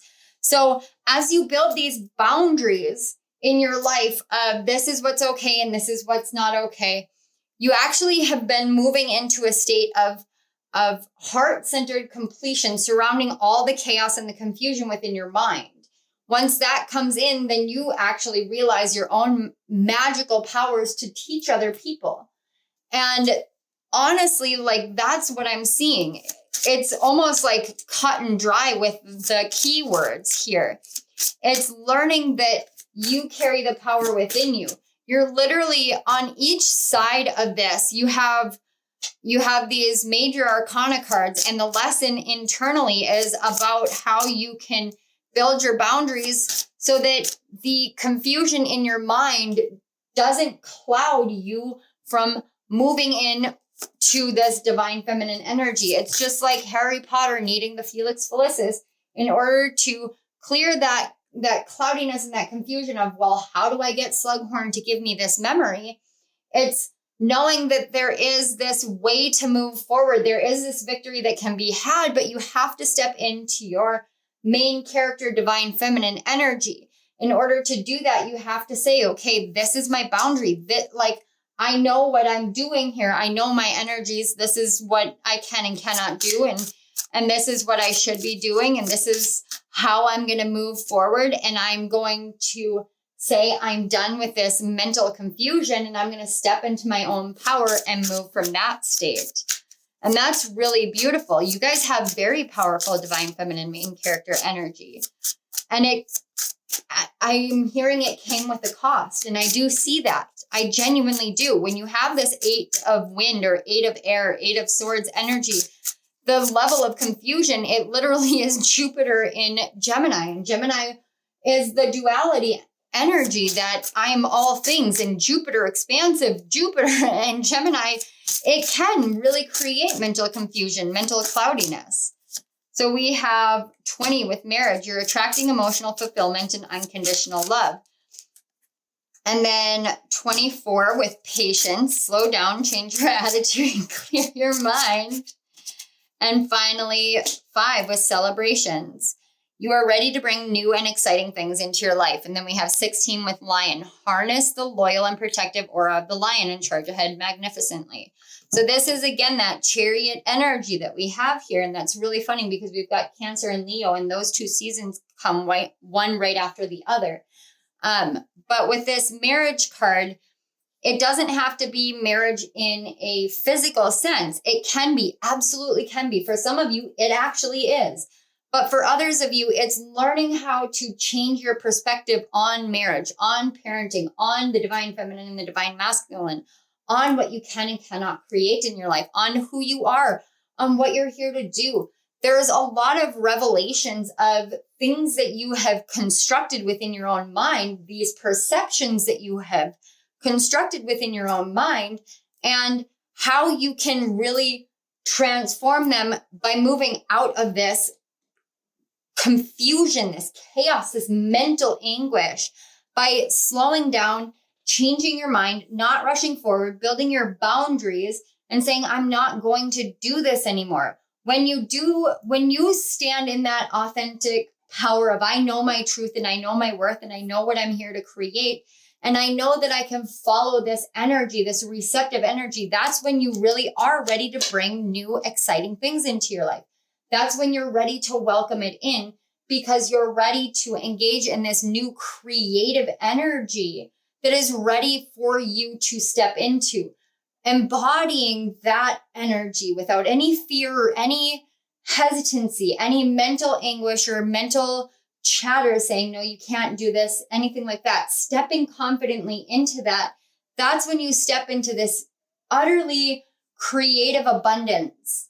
And you see just how blessed you are for everything that you've done in your life and everything that has happened in your life, because it's built you, shaped you, molded you, helped you see your own power, your own creativity, and helped you understand how divinely blessed and master and how much you are truly the master of your own creations. You are the master of your creative impulses and your creative styling. And you're the one who is capable of moving in this divine feminine energy without any fear. Regardless of the past, you now are learning how to let that go, how to transmute that, how to alchemize that. And then you're able to come forward and be like, okay, I love myself. Now I'm going to help others learn how to do that.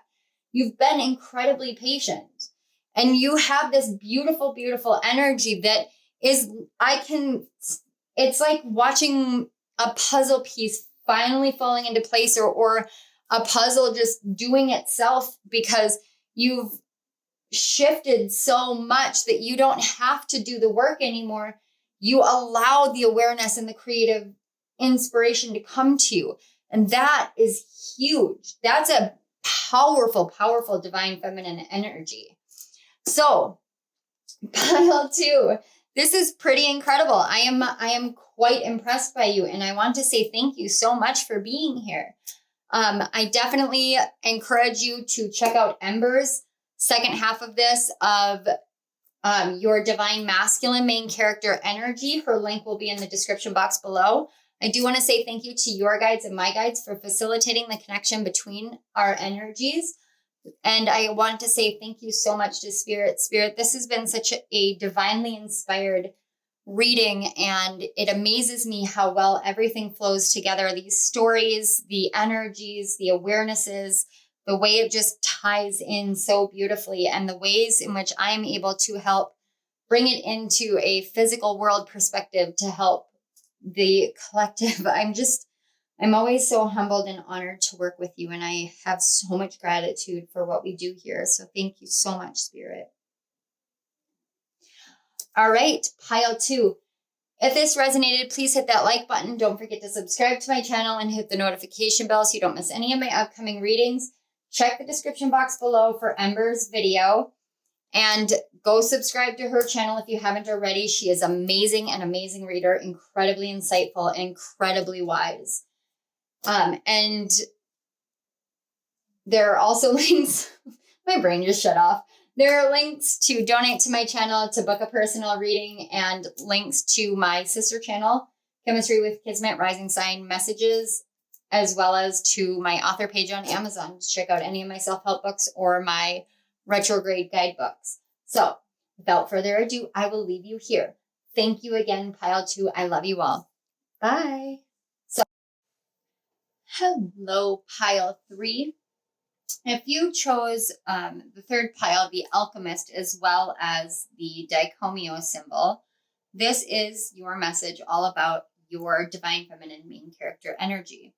Now, for all of the piles in this reading, the Divine Feminine main character energy is based off of a male character.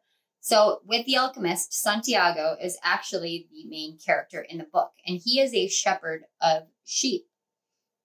And in a big way, he has already kind of embodied this energy, which is the Dicomio symbol is the traditional Usui Reiki symbol.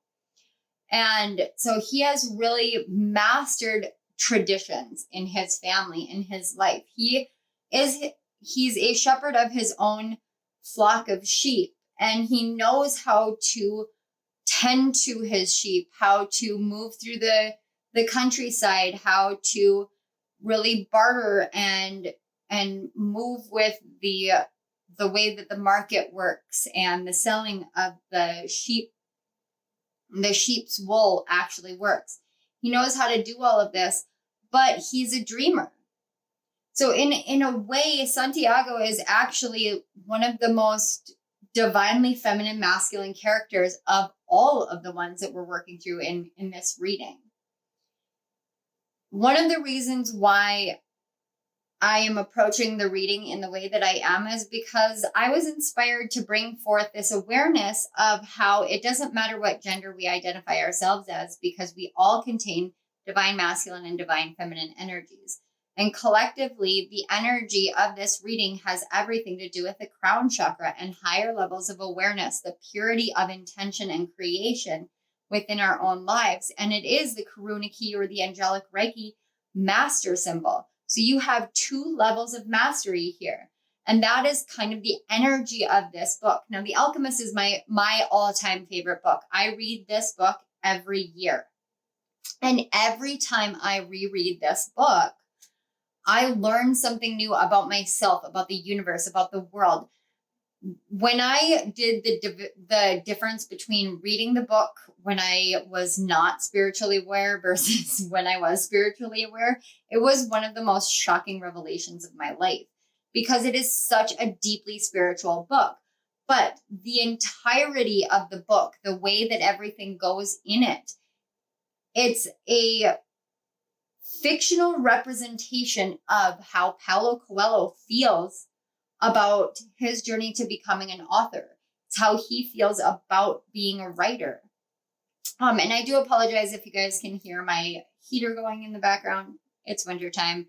And even though in the introduction I talked about how nice of a day it was and the window was open, the weather turned pretty quickly. So now I have the heater on. And now you guys kind of get the nature of bipolar winters in North Dakota. But with Santiago, he was a sheep shepherd, a shepherd of a flock of sheep. And he came into the city one day, and he had this crush on one of the store owners or shop owners' daughters. And he was just thinking about her, and he was a more educated shepherd when he came across an old man, and the old man offered him coins for his sheep and told him that that there was a great treasure, but he had to go on a journey, essentially. Like I'm paraphrasing as best I can because I want to get to the point of this energy here. As he did this, you know, he went to a gypsy and got his fortune read, and then he went to the old man and he sold all the sheep. And it was something that at that point actually broke with tradition. His father, his family would never have supported this decision because he was doing very well for himself at a very young age.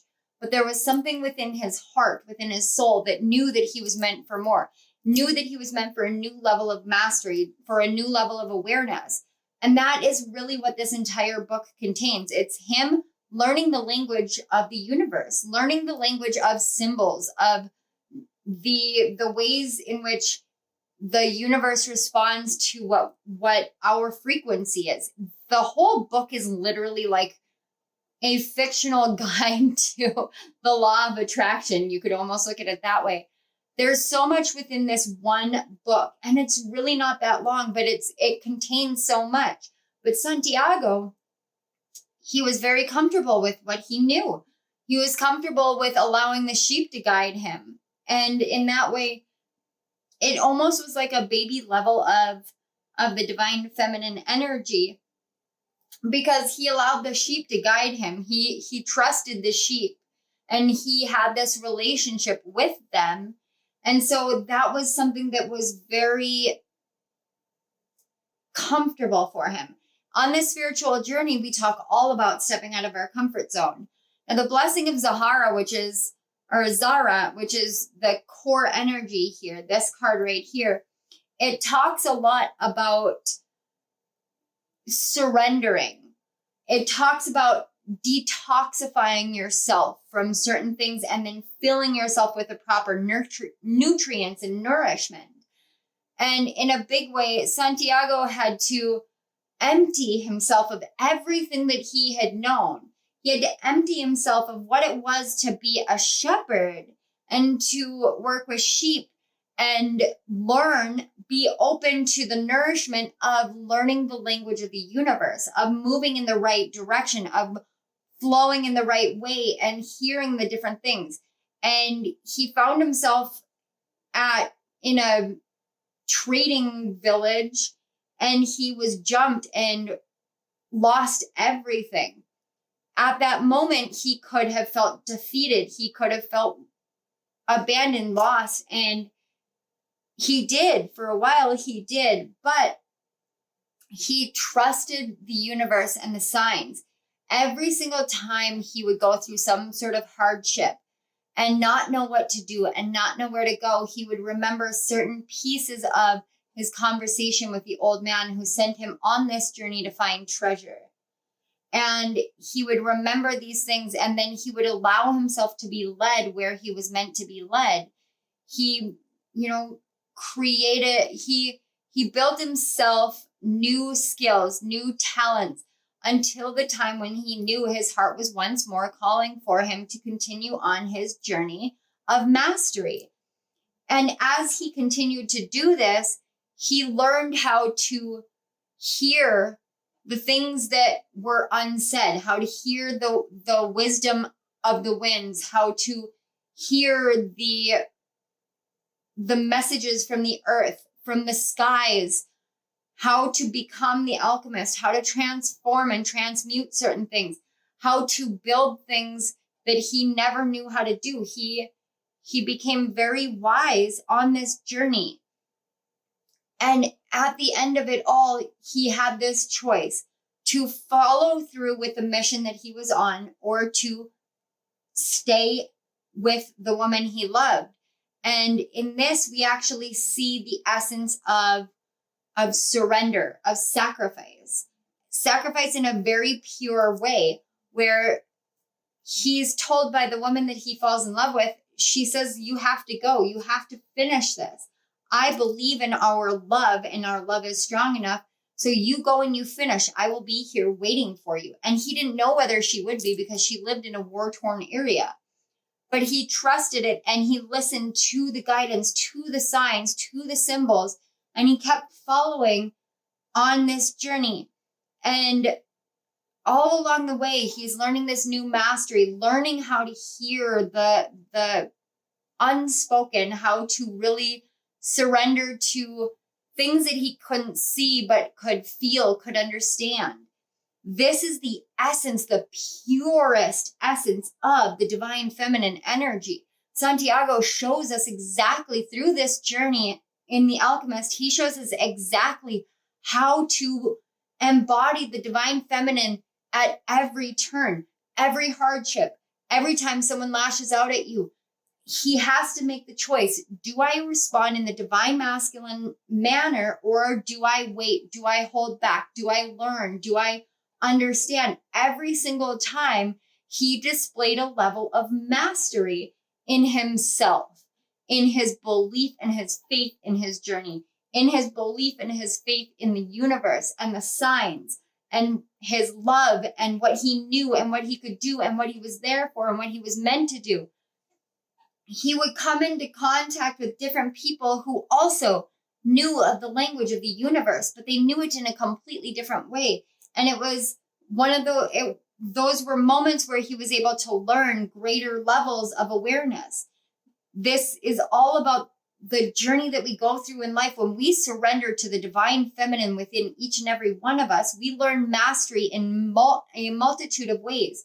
We learn mastery through connections with others. We learn mastery through walking away from things. We learn mastery through embracing who we are. We learn mastery through going on the calling, the destined calling of our hearts and our souls. We learn these lessons, and we learn how to let go of things and allow ourselves to be emptied and to go back into that beginner state and to become a receptive vessel for divine wisdom, divine energies, divine mastery, divine creativity in our lives. And for you, pile 3, this is the core, the essence of your divine feminine is the mastery. She knows, this divine feminine energy within you knows exactly how to master any and every situation, because you have learned it in a multitude of lives. Through many times you have learned how to step into this state of unconditional love, truth, faith, belief, and move from there. You've learned how to see the essence of the power that is two people coming together in whatever way is necessary for whatever time is necessary. And if they're meant to be together for a long duration of time, you trust that that will happen. And that is the lesson that we learn with Santiago, is that when love is true, it does not waver, it does not fade, it does not falter, it just is. So it doesn't matter how adventurous you get with your life, because you know at the end of it, your heart will always return back to where it was meant to be. And the beauty of this is that Santiago went on this grand adventure, this grand journey, and experienced many different places and cultures and peoples, fell in love with a foreigner. And as his journey progressed, he found himself exactly back where he was in the very beginning. Literally exactly back in that place. And he discovered his treasure.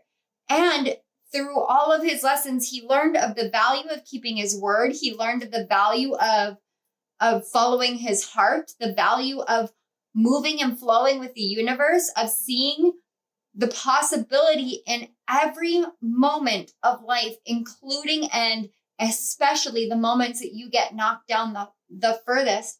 And he found that at the end of this, blessings and abundance literally existed because he surrendered himself to the journey. Now, your divine feminine energy is the kind of powerful divine feminine energy that can literally navigate through anything that life throws at you. And that's a beautiful thing, because that makes you one of the most resilient divine feminine main character energies. You know how to move, you know how to flow, you know how to hear and listen without any words ever being spoken.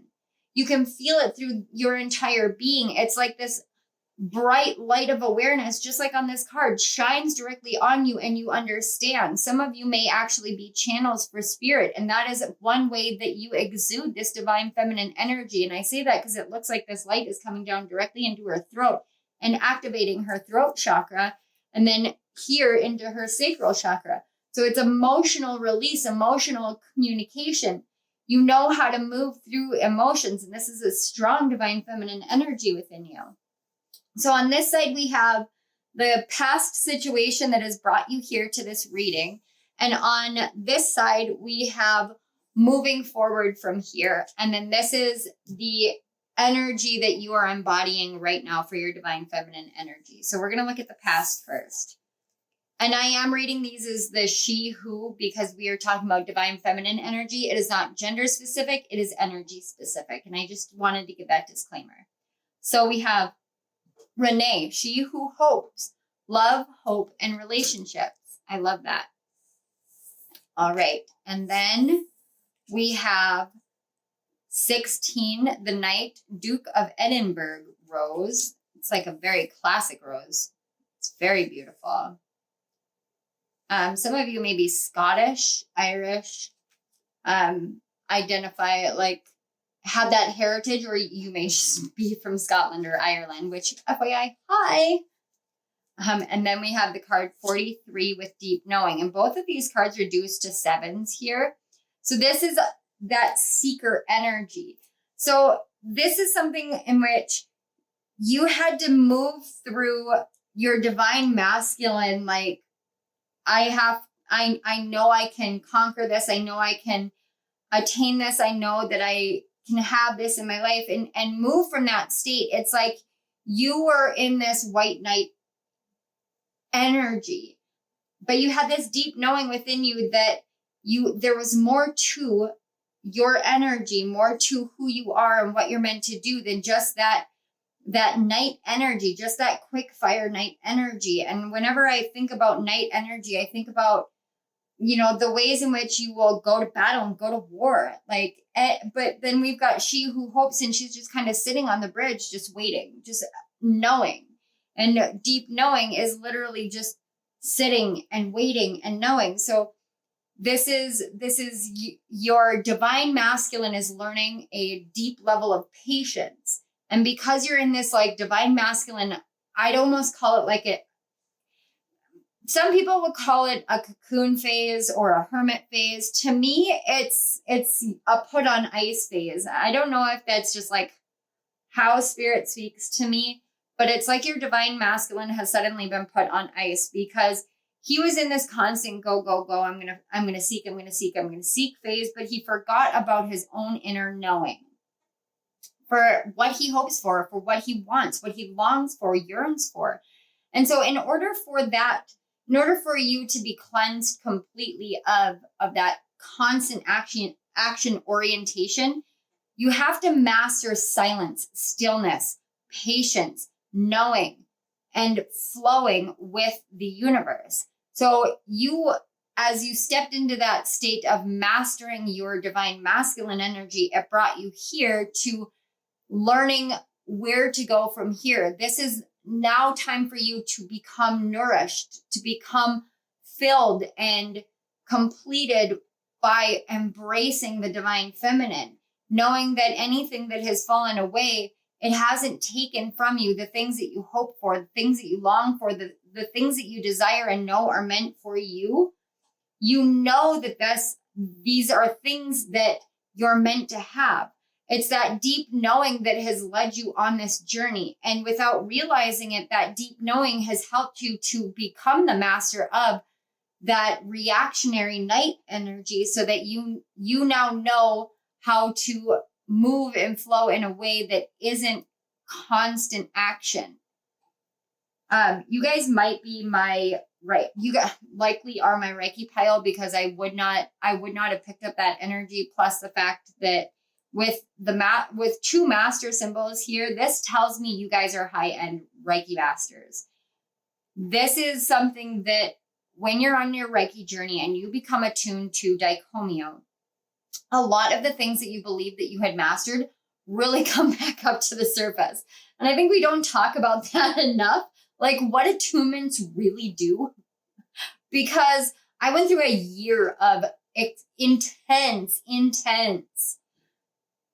Reiki attunements, Reiki practice, every level of Reiki I could get my hands on, that I could learn, that I could get attuned to, I did, to like grandmaster level. I did not quit. There is something within my soul that carries very similar to your energy. And I say this a lot with certain piles, like 3s and 4s particularly. But you guys may be a life path 7, that as well. This is why I picked that up with you guys. So this, if you're not a Reiki master, you may be studying it as well. That's something that just came through. It's something that you're learning. You're learning your relationship to the universe through learning Reiki, which is beautiful. It really is. Reiki is actually where I started my journey. Reiki and like healing, energy healing, different forms of healing, music healing, binaural beats, solfeggio frequencies, all of that stuff. I learned through learning new modalities of healing how connected I was to the universe. But when I went through my master attunement for Usui Reiki, my world flipped upside down, because I had this knowing within me, but I didn't know how to go about anything. I felt like it was one of those moments that I felt like I was just thrown in the deep end. And I say this a lot. And I actually have noticed that when I look back at some of my channeling on this channel, and on my sister channel, is that I say that like the universe threw me in the deep end, trusting me to swim. I say that a lot because it's happened a lot. When you get attuned to Reiki, there's a lot that comes up and you have to work through it. But the reason why it comes up is it's coming up to be shed from you, to be detoxified, so that you can become the leader in your life. So you can take your power back instead of feeling as though you cannot do these things. You can't move in this way, and you can't have these things, these hopes that are within your heart, this love that you know you have to give and have to share and is meant for you, the relationships that are truest to you. You have all of these knowings within you. And as you master being able to identify these knowings and these desires, you move into a state of, what can I do from here? And when you do that, if you ask that question, like, what can I do? Where can I go from here? How can I move? What do I need to know? Things of that nature. And then you let yourself be on ice. Let yourself sit. Sit in the liminal space. Sit in the middle space. You know, a full moon really is one of the, and this may be an unpopular opinion, but to me, a full moon feels like the liminal. It is the time between each new phase of the moon. It is the culmination point. It marks the middle ground. It marks the gray area. It's the illumination of the fact that we exist primarily in the in-between. And when we realize that, we stop seeking to get ourselves out of it. We can allow ourselves to wait patiently, to let this mastery become what it needs to become, so we can move into the next phase of mastery. But we have to allow for ourselves to be put on ice in a big way. That correlates to Santiago's journey when he reaches, I think it's an Egyptian trading city or camp. You know, for the amount of times I've read this book, I should know it front and back. But it's like the lessons become ingrained, but the storyline doesn't always. But when he gets there and he is robbed and he doesn't have anything left, what can he do? That is his put on ice moment. That is where the universe is moving and working and flowing in ways to align other things. But the things that need to be aligned, he's not on the right timeline, you could say, or he has moved as far as he can get. And now there are other things that have to be done in the background. So for him, he's on ice. What can you do when you're on ice? You can learn something new. You can master something new. So what did Santiago do? He found himself, he went to a crystal shop, and it wasn't getting very much traffic, and it wasn't getting highly noticed. And he helped the shop owner transform. He cleaned the crystals and made it so that, you know, they shimmered and shone in the light. And in that way, he literally took the energy of something that was created by the shop owner, and he used light to attract people to the business. He also incorporated other factors into it, like using the crystal glasses to serve tea. And in that way, then he helped the business owner do this and do that. But it was through the sharing of the stories of having hopes and having dreams, and the fact that the shop owner stopped listening to the calling. Even though the shop owner got there much the same way he did, he stopped listening to the calling and didn't follow his passion to what he wanted to do. And so Santiago knew it was his time. He had earned enough money, and his whole intention was, I'm going to earn enough money to go back and to buy sheep again and go back to what I knew. And by the time he had earned enough money to do that, he couldn't do it. He stayed, and then he had enough money to continue moving forward. And at that point, the signs were telling him to go again. So when we get put on ice, we will end up being brought to something that tells us, you have learned this level of mastery. Now it is time to move again. And I feel really strongly for you guys that that's literally why you're here, is you're waiting for a sign from the universe to take the next step in your life, to take the next step towards love, towards your hopes, towards your dreams, towards healthy relationships, towards this. It's like, can I move back into my divine masculine energy? Do I know myself well enough? And this is about you learning where you're at with your divine feminine main character energy, because you are ready. You have this knowing. That's why you're here. It's a beautiful, beautiful thing, because it's kind of like you sent out the signal and spirit brought me the inspiration for this reading. And so in a big way, I feel like I should be thanking you guys for me being inspired to do this reading, because I feel like your energy was prompting this. I feel this way often on my channel, like I'm here to serve. I follow the signs and synchronicities and symbols in my own life, but it's like you guys send out signals, and then the universe sends me signals, and then I come on here and I give you guys that clarification and that confirmation that you are seeking. And in a big way, it's like if you have read The Alchemist, or if you read it, it's like the two stones that Santiago is gifted by the old man. These two stones are his way of asking questions and getting answers from the universe. And in a big way, it's kind of like I'm the stones for you in this way. This is really beautiful. I've never channeled like this before. So thank you guys. We must be very connected energetically. That's pretty cool. So let's see where you're headed going forward. We have She Who Brings Light. I love that, because I have not looked at these cards, and this gets me so excited. And if you're not new to my channel, you know that I get like this when the cards do these things. And if you are new to my channel, this is how I get all excited.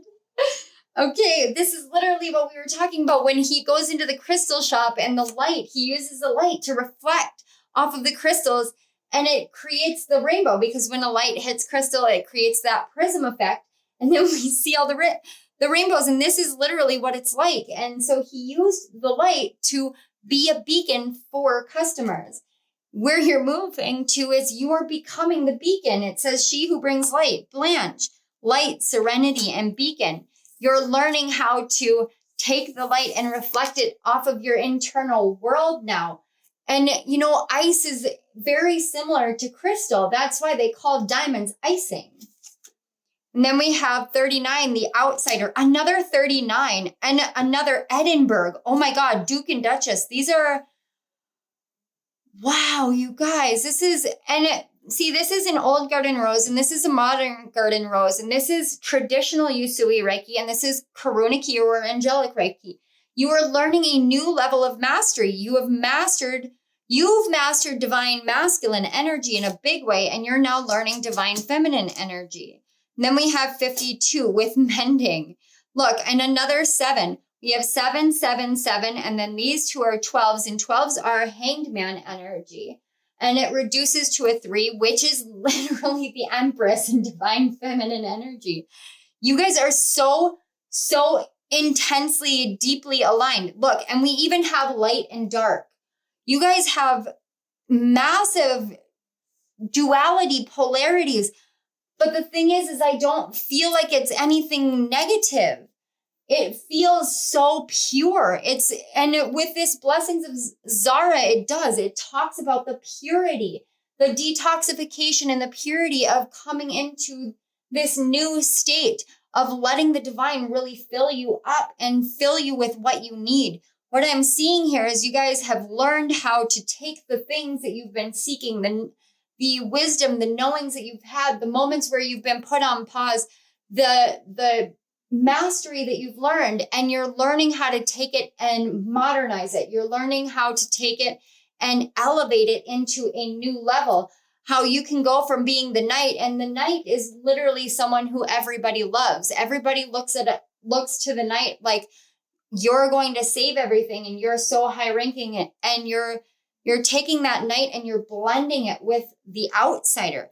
And for this blending with the outsider, it's saying, I'm going to modernize. I'm going to become something more. I'm going to awaken myself to something greater, the divine feminine that has been so shunned in this world. You're saying, I may be of old blood. I may be of old noble birth, but I'm going to enter into a phase where I do something different.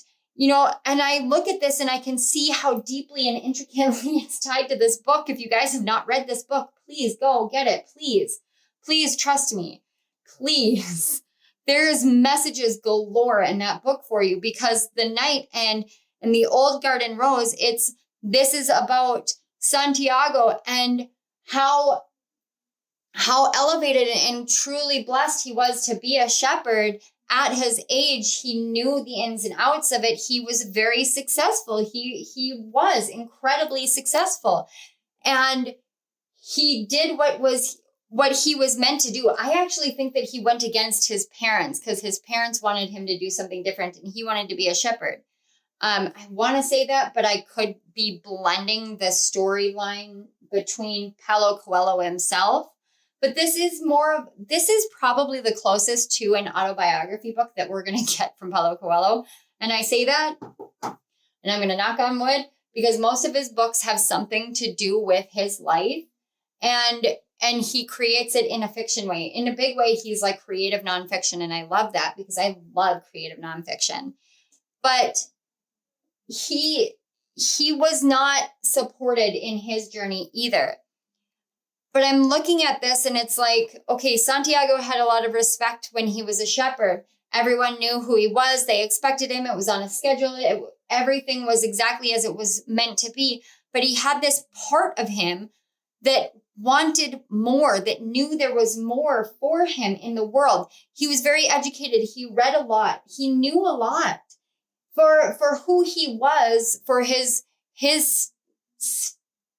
what I wanted to say stature, but it's not about height. It's like his status in society. Thank you. His status in society for who he was quite well respected. Even though he was nothing but a mere shepherd, he was very educated. He was very knowledgeable, and he lived well. But there was that part of him that was still slumbering, still on ice. And then he became a stranger in a strange land. He was the outsider, but as the outsider, he had another perspective. And the outsider really does have this beautiful perspective. And he brought light to situations and to awareness.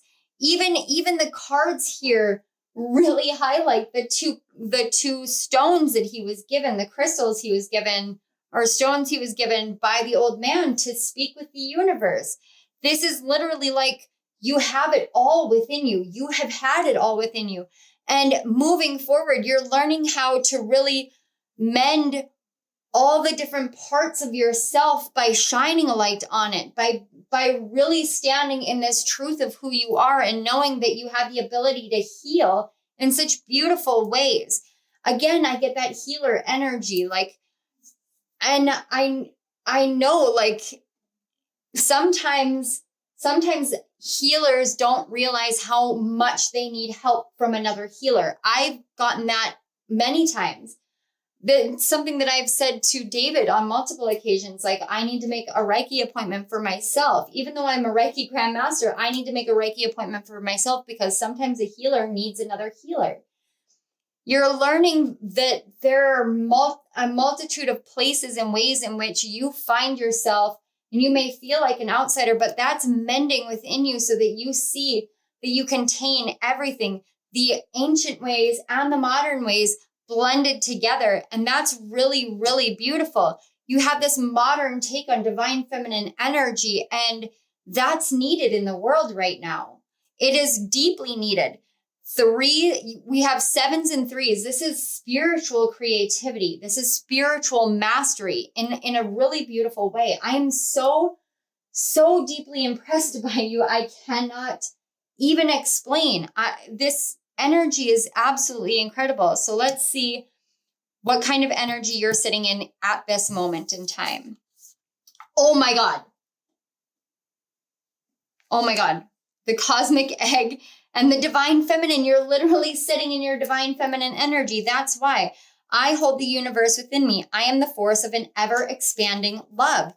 You guys know, you know, this is why you have felt like you've been put on ice, because you had to bring the old and the new together, blended together. Man, you guys make me think of, so there's this thing that I do when it comes to astrology. There are a lot of people who talk about astrology and they still go with all of the traditional stances, like the traditional rulership and everything like that. And at the same time, we focus on the planets that have been discovered: Uranus, Neptune, Pluto, Chiron, Black Moon Lilith, even the lunar nodes. These are all things that had no place in traditional astrology. However, they do have a place, and their impact and their role in the world energetically cannot be denied.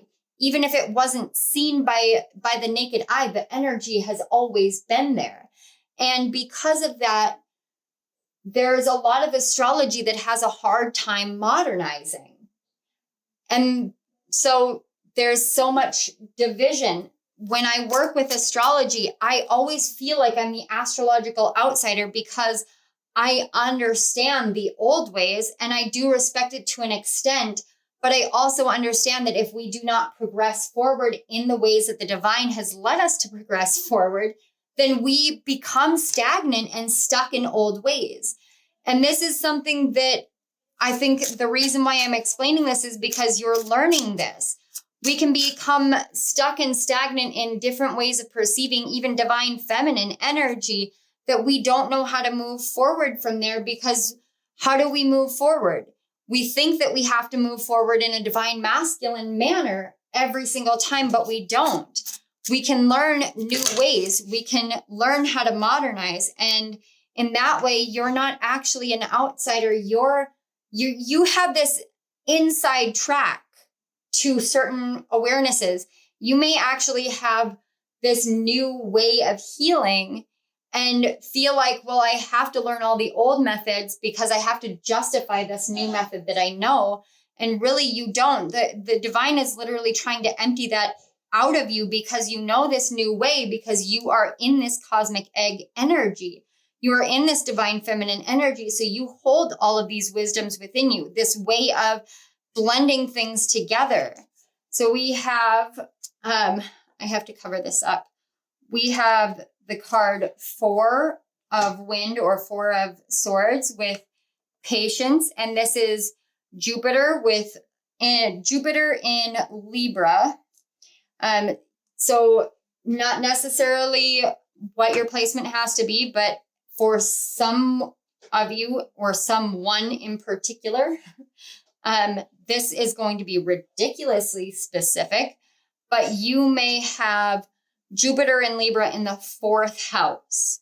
Alternately, you could have Jupiter in Aries in the 10th house, and that is opposing Libra in your 4th house, or vice versa. Jupiter Jupiter in Aries in your 4th house, opposing Libra in your 10th house. And you guys are the first ones where astrological energies are coming in. And I understand why, but this is pretty cool. And then we got to cover this one up too. We have the card, the Crone of Fire, or the King of Fire, with transmutation. And this is Leo energy. Oh, I don't have to cover this one up. We have the Maiden, or the Page of Earth, with beauty. And we're going to cover this one up. We have Yamaya with the card 9 in the Oracle. Did I not say that I felt, did I say that I felt Hermit energy with you guys? I think I did. I may have. You may have been drawn to another pile though. And this is Virgo energy. Yeah, you may have been drawn to another pile. And then we have the 3 of Fire with delight. And you see, it's literally like the voice and the vision of the universe. And this is the Sun in Aries. And again, so we've got Aries and Libra, Capricorn, Leo, and Virgo. So fire and earth. There's a little bit of air, I suppose. Yeah, there's a little bit of air, but a lot of fire and earth energy here. So it's about this passionate awareness and this patience that you have cultivated. That's really, really being highlighted here. You've cultivated this patience because you needed to transmute the old ways of being in order for you to really, truly see the beauty of what wisdom you carry within. Yamaya is literally like the essence of the divine feminine. She is,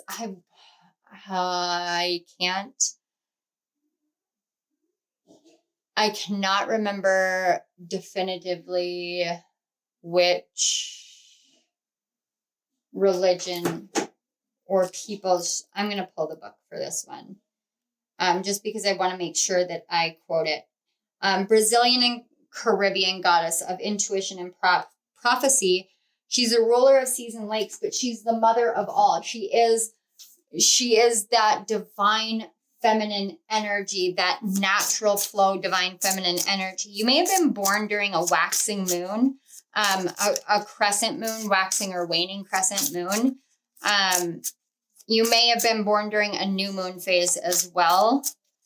But even this, you guys are learning how to be patient during these transformative times. And I said the voice here was highlighted with the Sun in Aries. This is about really shining the truest nature of who you are out into the world. There's such a beautiful blend here of feminine and masculine energies. But when I said speaking the words of the divine or shining that forth, that's what I get from this transmutation, because you've got this wisdom that comes from Leo energy. And to me, that you may be a Virgo rising. That would put Leo in your 12th house. Or Leo could be in your 3rd house, 12, 3, or 9. It's really random, but that's what I'm getting. Oh yeah, 12 and 3 makes sense. And then we had 39. So yeah, I mean, I guess I didn't even think about that, but yeah, that does make sense. But you're learning how to slow down and see the beauty of yourself, this world, of everything around you. And that is so needed when you're so in depth at working on these things, but you're learning how to read the signs and symbols for yourself. That would be why you guys are drawn to Santiago as well. As healers, as mystics, as oracles, as seers, you need to understand the real beauty of this world. And even this card, the energy of it is so much like the book. I just cannot emphasize enough that you guys might want to read that book. And look, we have 12 and the Fool. Have the courage to embrace change, take risks, be adventurous. And then we have 2 with Angel. Your angels are guiding and protecting you on your spiritual journey. And then we have 6 with the Chariot. Charge ahead with confidence. Stay strong and focused. And I love how this is a carriage. It's like Cinderella style. And then on the back, we have 19 with luck. You are right to be strong and optimistic about the opportunities ahead. So like I said, you guys were coming here for confirmation that you're ready to move forward. This is literally saying, go be adventurous, take risks. You can feel that calling within you. You are being guided. You're being protected. It is time for you to move forward. What you know, what you have modernized, it's time for you to really learn how to harness that in whatever way is right for you. You have this duality, this polarity in you. I would almost say that you guys are Geminis, but you don't feel like Gemini energy at all. It's really, really beautiful because what I see is like this blend of all the energies in such a beautiful, harmonious way that you're learning how to really work with all the energies you contain within. There is just this tiny piece of hesitance of like, am I ready to do this? Am I ready to be this? Am I ready to embody this? And yes, you are. Absolutely. Now is the time for you to do this. So guys, this is all I am seeing for you, pile 3. This was absolutely incredible. Oh my God, I just realized you guys are pile 3 and literally 3s have been repeating for your pile. Holy crap. Oh, your guys' energy is like on another level. Okay, I want to say thank you so much for being here. Seriously, you guys are incredible. Thank you so much. I want to say thank you to your guides and mine for facilitating the connections between our energies. Thank you so much, Spirit. Spirit, this was an absolutely incredible, like, I'm in awe of this reading. So thank you so much for allowing me to sit here and to be the one to interpret this and bring these messages forth. I am so deeply honored and I always am so grateful for working with you and working with the collective and bringing forth your messages. So thank you so much, Spirit. Okay, pile 3. If this resonated, please hit that like button. Don't forget to subscribe to my channel and hit the notification bell so you don't miss any of my upcoming readings. Don't forget to go and check out your Divine Masculine main character energy over on Ember Moon Tarot's channel. Link is in the description box for her reading. There are also links to donate to my channel, links to book a personal reading, and to my sister channel, Rising Sign messages, as well as links to my author page on Amazon. So all of those are in the description box. It explains it all a lot better than I can right now because I'm kind of floating in the ethers and need to get grounded here with your energy. But I really, truly appreciate it. Please let me know in the comment section below how this resonated. And don't forget to go check out Ember's reading so that you guys get a full scope of your energies. So thank you again, pile 3. I love you all, and I will see you at my next reading. Bye. So hello, pile 4. If you chose the 4th book, the book Hunted from the House of Night series, as well as the Zonar crystal or symbol, this is your message about your divine feminine main character energy. So the character that is an example, or pretty much an example of what your main character, oh my gosh. Okay. We're going to start this over again.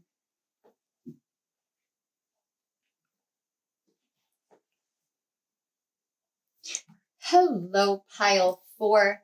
If you chose the 4th book, Hunted from the House of Night series, as well as the Zonar symbol, this is your message about your divine feminine main character energy. Now, I did want to preface this with Willow is in here. She's being a little rambunctious, so if you can hear the pitter-patter, I do apologize. But I also wanted to make sure if you skipped the intro, I am channeling Reiki energy if you so choose to accept it. And the Reiki energy focus will be on the Om symbol, which is the master symbol of the Karuna key or the angelic Reiki, as well as Zonar, which is the first symbol of the Karuna key or angelic Reiki mastery. And in that way, there's like the beginning and the end energy here with you guys. We are looking at a character from the House of Night series that came in, I believe it was during Hunted. It could have been in Untamed, but the 4th or 5th book. And this character is James Stark. Now, as you guys can tell, I hope, This is actually a male character. And the purpose of this is because it helps to highlight how it doesn't matter what gender we are, it only matters the energies. We all carry divine feminine and divine masculine energies. So I am utilizing all masculine characters or male characters in order to bring forth your divine feminine main character energy. Now, obviously, I'm going to pause it because you guys seem to be the willow pile and let her out. I will be right back. All right, my loves, I am back. So James Stark, the character we are looking at is James Stark. And, you know, his character's story arc actually aligns so beautifully with Zonar. Zonar as a symbol and the energies, with it being the first one, it's about healing the past. It's about understanding the pains of the past and not allowing that to impact the way that you move through the world. Zonar is associated with Archangel Gabriel or Gabrielle, depending on how you look at it. I always get like a divine feminine energy, so I always think of Gabrielle. That's me personally. And it's about healing that throat chakra from the things that happened in the past that have kept you silent and confused and pained. There's also deep cellular healing, DNA healing. It's such a deep, deep energy that comes with Zonar. And in this way, with James Stark, Zonar, and as well this 13 and a rise card, which talks about rising back up when you've been knocked down, when you have gone through such hard times. I can literally see how you guys would not want to even tap into the fullness of your energies a lot of the time. So the character that James Stark is, and if any of you guys have been following my rising sign messages, you actually have heard me refer to this character before. With us being in Sagittarius season, this character's energy has been coming through really strongly within my claircognizance and just kind of psychic awareness as I was working through the moon phases of Sagittarius season. But also, as I was tapping into the energies here, they kind of occurred at the same time, which is funny because all of this energy is really like the beginning and the end, and the Ouroboros energy, the fact that everything continues on. Now, James Stark was a member of the House of Night in Chicago, and he was transferred to Tulsa per his request.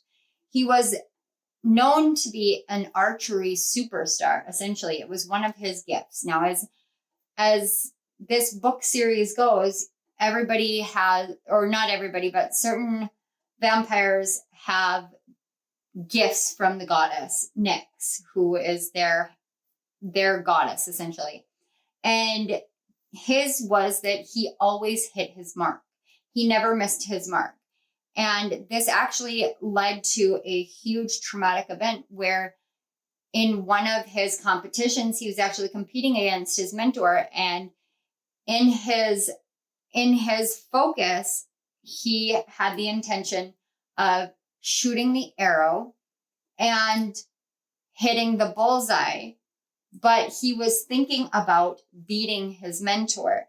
And so because of this, there was that dissonance, and it wasn't clarified what he meant by beating his mentor. So the arrow hit the mark, and he accidentally killed his mentor with his gifts.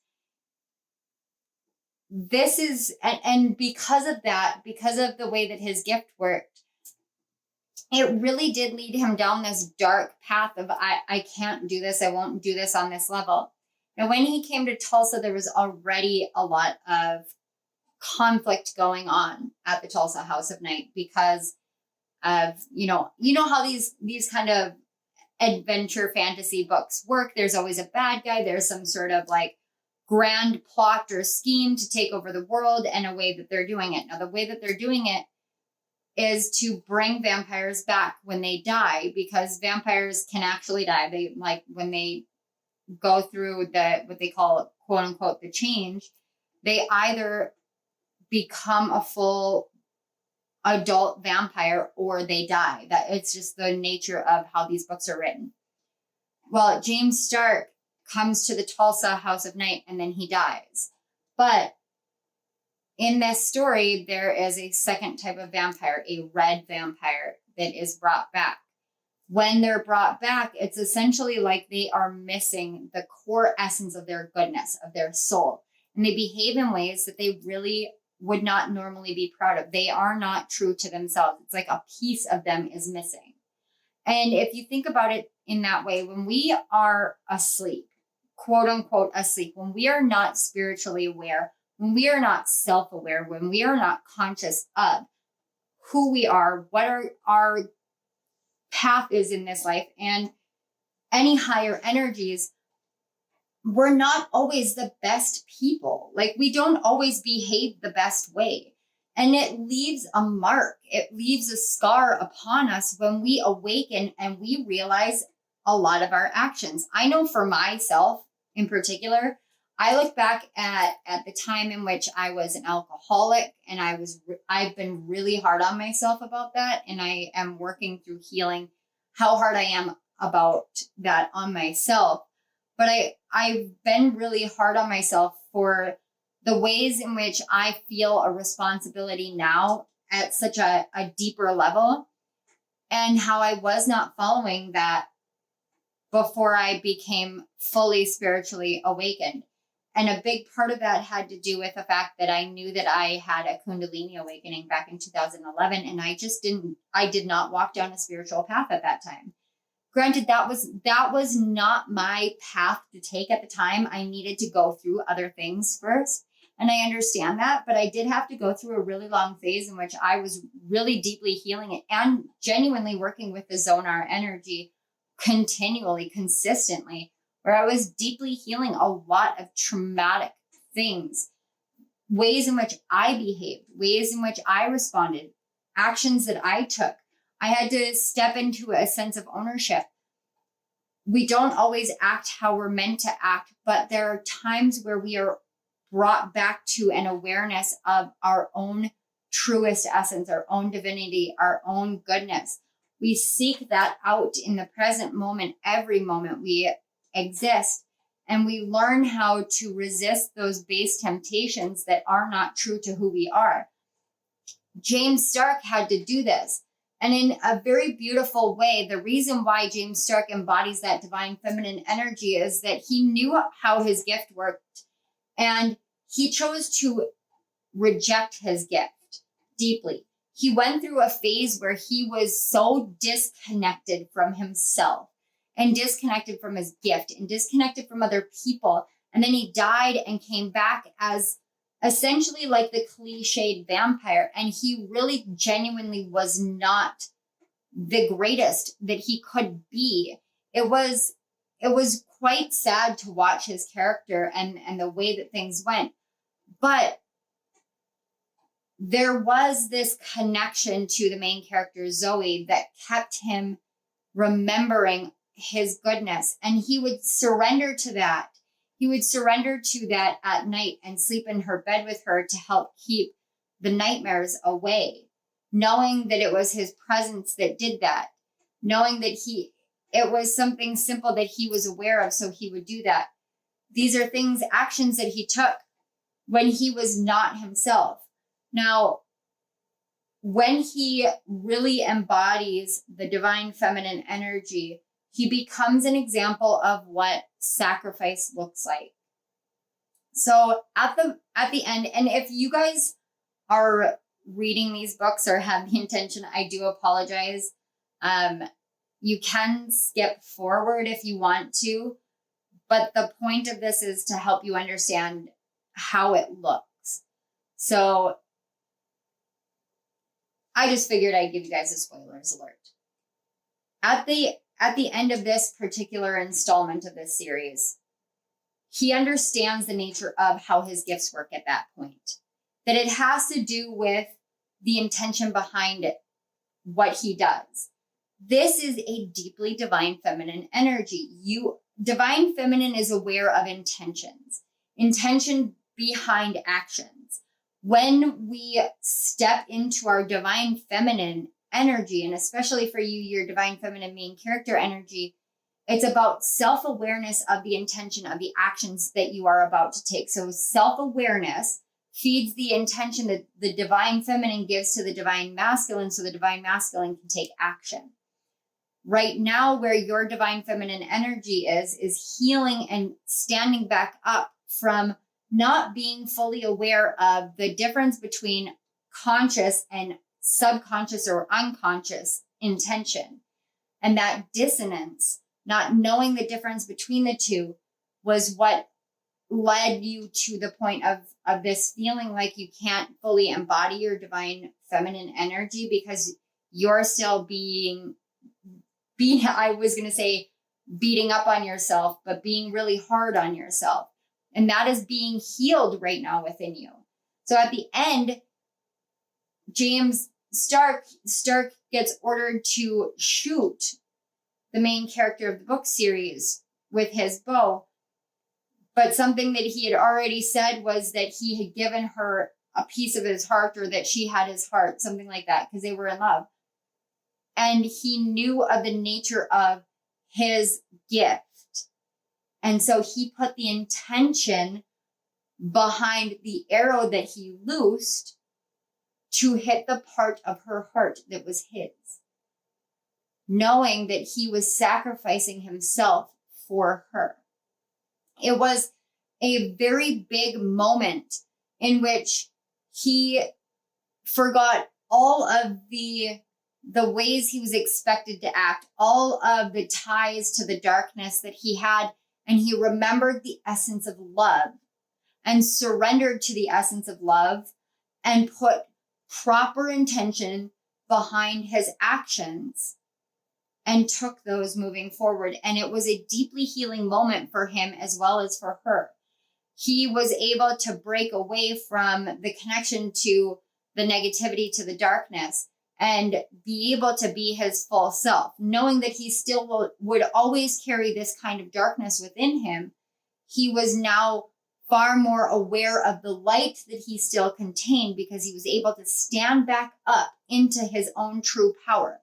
That level of healing, when you willingly sacrifice yourself for something or someone that you love, that level of healing that happens goes so deep. It goes down into your soul, to your genetics, to your soul's imprint or blueprint, and it extends beyond time, space, and reason.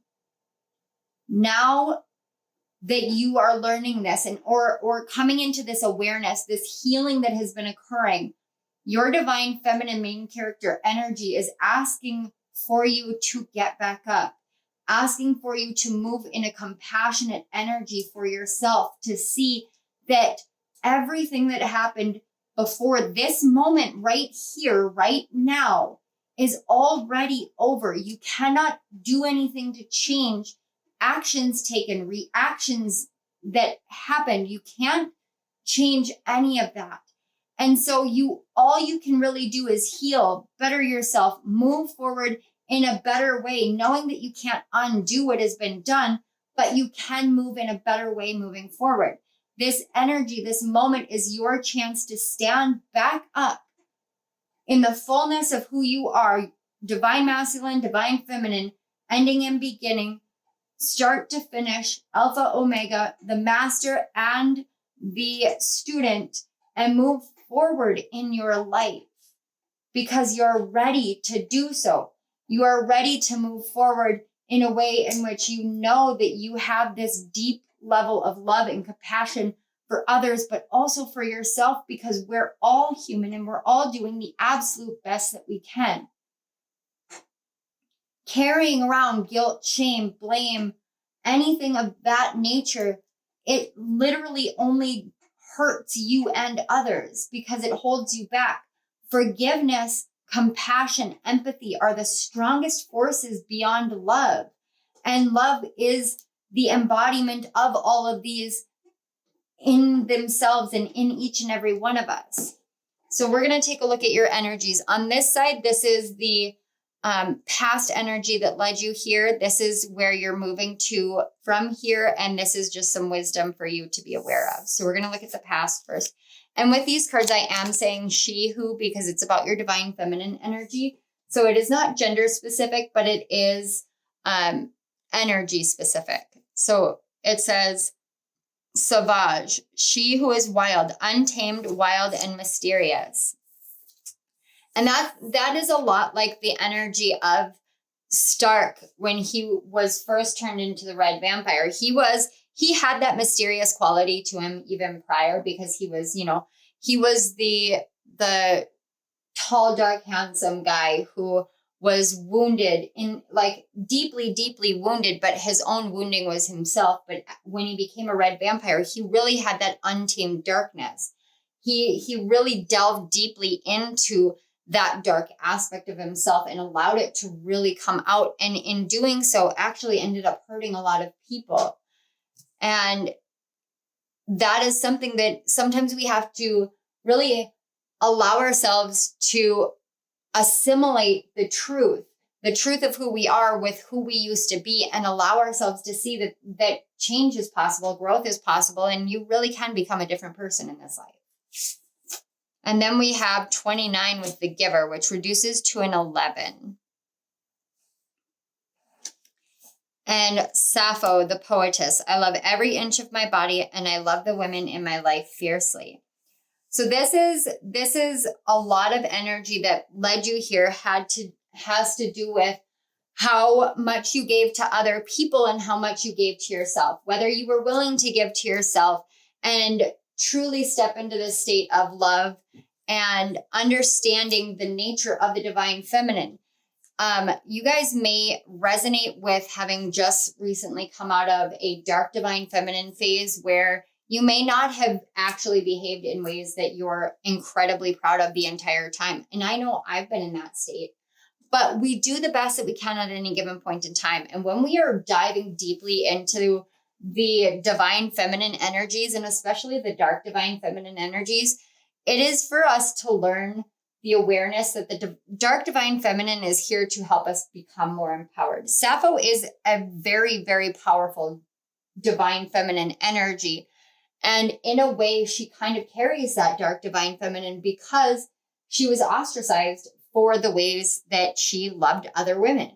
And this is not necessarily in terms of me channeling, it's not about sexuality. This is about how you give to yourself and how you give to others, and how giving to others, it's one of those things. What I'm hearing is it may have felt good for a time, but it actually ended up hurting. And that comes back to Stark, where using his gift before he learned how to utilize it in the right way, it may have been exhilarating for a time because he was winning and he was young and it was very exciting and exhilarating. But the more that people recognized him as this person, as this being that was this powerful, then it was like, okay, well, I have to live this persona. Then it's just giving what other people want. And you end up building this kind of resentment and this anger inside of you. There's so much that is being healed within you about allowing yourself to really give to yourself what it is that you need, to let yourself stand back up and say, this is what I need. And I don't need to continue giving consistently to everything and everyone else, but I'm going to choose to give to what makes me feel true to me. And this wild energy plus the giver energy kind of creates that same dissonance that we were talking about earlier. It's this, I want to be wild and free, but I also want to give to this and give to that, or I'm expected to give to these things, or I'm expected to take care of it. It almost gives me like a caretaker energy, but it's like you want to be able to free yourself from whatever chains are holding you down. And more than anything, when I see the Sappho and the Arise, the color schemes are they're blended so beautifully together. This is about how you want to learn how to just be who you are, to just flow with life. And that may have been stopped by the fact that you were expected to be in one specific way and constantly giving to other people and never really taking yourself into consideration. And that led you here, because when you're in that energy of constantly giving, you're actually severely imbalancing your divine masculine, divine feminine energies. You're actually hindering your own personal growth because you're not being true to you. We have to learn to give to ourselves. That's why Sappho is here. I love every inch of my body. It's learning to love yourself inside and out, the wildness, the mysteriousness, the untamed energy that you carry. Even though in the past that may have hurt other people, learning to love that part of yourself and give to that part of yourself, because that part of yourself is part of who you are. Learning to love this physical vessel that you have instead of beating yourself up because you don't look like this or that or whatever anybody anywhere says you should. Not beating up on yourself. And, you know, there's also this energy when it says, and I love the women in my life fiercely. For any woman who has been traumatized through infidelity, it's really hard to trust another woman. It is. And it's not the fault of the other women. It's literally the ways in which the circumstances impacted you. There's a lot here. There's also this energy of, for men, there was this long running story that in order to be a man, you had to treat women a specific way. And you may have touted that, like gone against that entirely. So in a big way, all of this energy that led you here was just kind of a lot of confusion, a lot of all over the place. Like, I can't get back up. I can't figure this out. And every time you tried to find a passageway forward, it's like you got knocked back down again, because the memories of the things that you would do, and you would be like, well, I can't move into the world and give to the world, or I can't do this or that, because then someone somewhere is going to tell the world about me doing this and me doing that. And you know what, you guys, here's something for you. In my first book, Chemistry with Kismet, I talk about the ways in which my mental health was impacted by my first abusive marriage, as well as my childhood and the trauma that I suffered. But the entire time, I actually take ownership of all the things that I know that I could have done differently, but didn't. For instance, I could have left my abusive marriage, but I didn't. And that's one big thing. I could have responded differently when he cheated on me, and I didn't. You know how I responded? I responded in retaliation. Does he know? I don't know, because he'd have to read the book, because I never told him. But I know. And I carried that. Like, am I a bad person? Have I done this? And that makes me a bad person? No, I'm human. I make mistakes. We all make mistakes. We're human. We're learning. This is what we're here for. It's kind of audacious for us to be like, well, this person is worthy of forgiveness and that person is worthy of forgiveness, and not see yourself as worthy of forgiveness. It doesn't, like, we all are worthy of forgiveness. We all are all here on a learning journey. And I know that there's a lot of argumentation that can be had with that statement. I don't care. I don't care, because we are all on this soul journey, and we are all connected, and we are all meant to learn, meant to grow, meant to change. But we all have to take ownership of our own stuff, our own stuff. We all have to take ownership of that. It's really important to remember that. So instead of beating yourself up, it's your divine feminine wants to heal. Your divine masculine wants to heal. They want this cycle of knowing that you have changed, and then putting yourself right back into that energy of the past and beating yourself up for it. They want that cycle to end. It's time to allow the past to be truly past. So let's see where you're going from here so that can happen. We have Futura, she who divines, future, choice, and judgment. And this is quite point blank. Moving forward into the future, it is your choice whether you are going to place judgment upon yourself for the past actions that have already happened, or whether you are going to make the choice to know that those were not the actions that were accurately reflecting who you truly are, forgive yourself, and move forward in a better way so that you can actually teach others from the mistakes that you've made. That's the whole premise of any teaching modality or style in healing ever. That's why I believe that every psychologist that has actually dealt with any kind of mental health issue is the best one to go to. Any couples counselor that has dealt with situations and struggles in their own relationship, has overcome them through their methods, those are the best ones to go to when you need couples counseling, because they're the ones who have survived what you are trying to survive, and they are now thriving. So they are here to teach you. You have this wisdom and this knowing and this awareness within you because you've gone through it. You've been through it, and you're being asked to step back up into your power and to realize that you get to make the choice of how you want to judge yourself moving forward. You get to make the choice of how you want to do things in the future. Do you want to be hard on yourself and punish yourself for the things that you did when you were in different energies and different levels of awareness? Or do you want to allow that healing to take place and step into a mastery role, because your divine feminine main character energy is ready to say, I am going to sacrifice this past version of myself and allow myself to arise different, knowing the way that it was in the past and choosing a better path forward in the future. So we have 23 with the Artist. And then we have my Bago, the Warrior Saint. I am a warrior of love. My devotion attracts resources and support.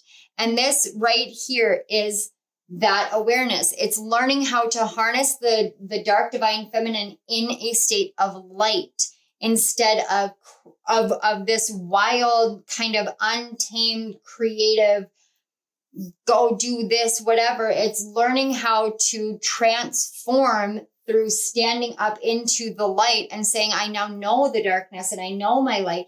And I know how all of these pieces work together. And I know that I create my future in every given moment in time.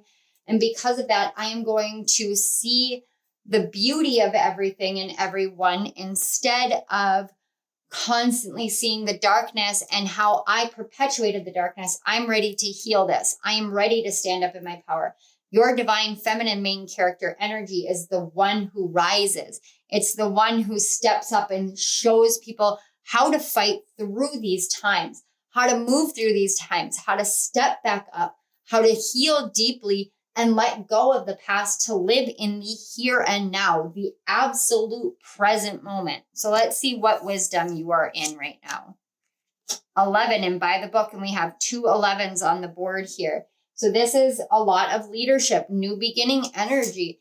And by the book is saying, you know, we pick each other up, we pull each other forward.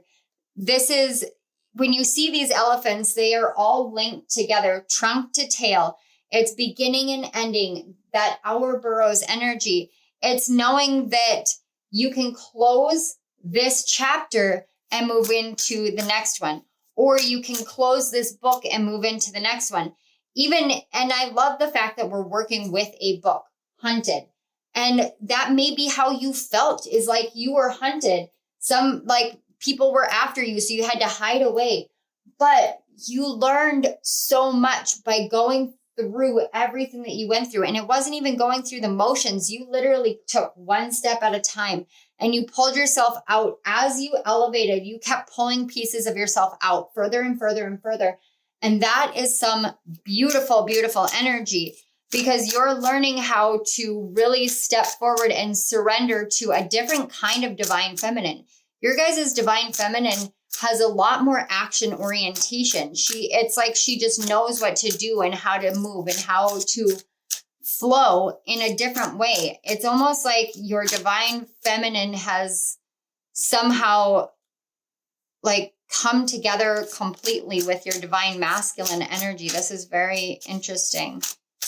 There's like an integration aspect. We have Pleiadian Star Goddess with the star. We have the card 8 with Sacred Law and Crow Woman. Yeah, you guys have definitely, it's like blending the cosmos and the earth, blending the ancient and the modern, blending the masculine and the feminine. You understand far more about cosmic laws, universal laws, and the more that you blend these energies and step into this wisdom, into this knowing, into this awareness, we've got the 7 of Fire with courage. The more you do this, the more you realize that you understand far more about all the different aspects of things and the ways in which life will be balanced out by the universe. The universe balances everything out. We don't do that. That's the sacred law. We don't do that. But we are both wild and tame. We are human and animalistic. And we have 2 cards that dictate that. But we are both human and of the stars, just like the Pleiadian Star Goddess shows. We are both darkness and light. We are both giving and taking. We are both wild and tamed. We choose how we move forward.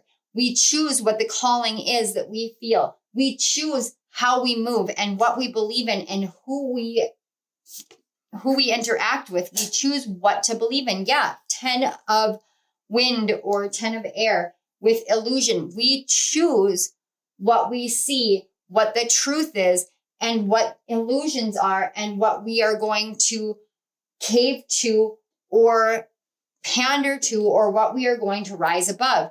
There is this energy of you are gaining the courage to step above the illusions that this world has created and that the past created, that you cannot be who you are because you have grown, you have changed, you have healed, you have overcome. And it may feel like you have to hide away, but that's such a strong illusion.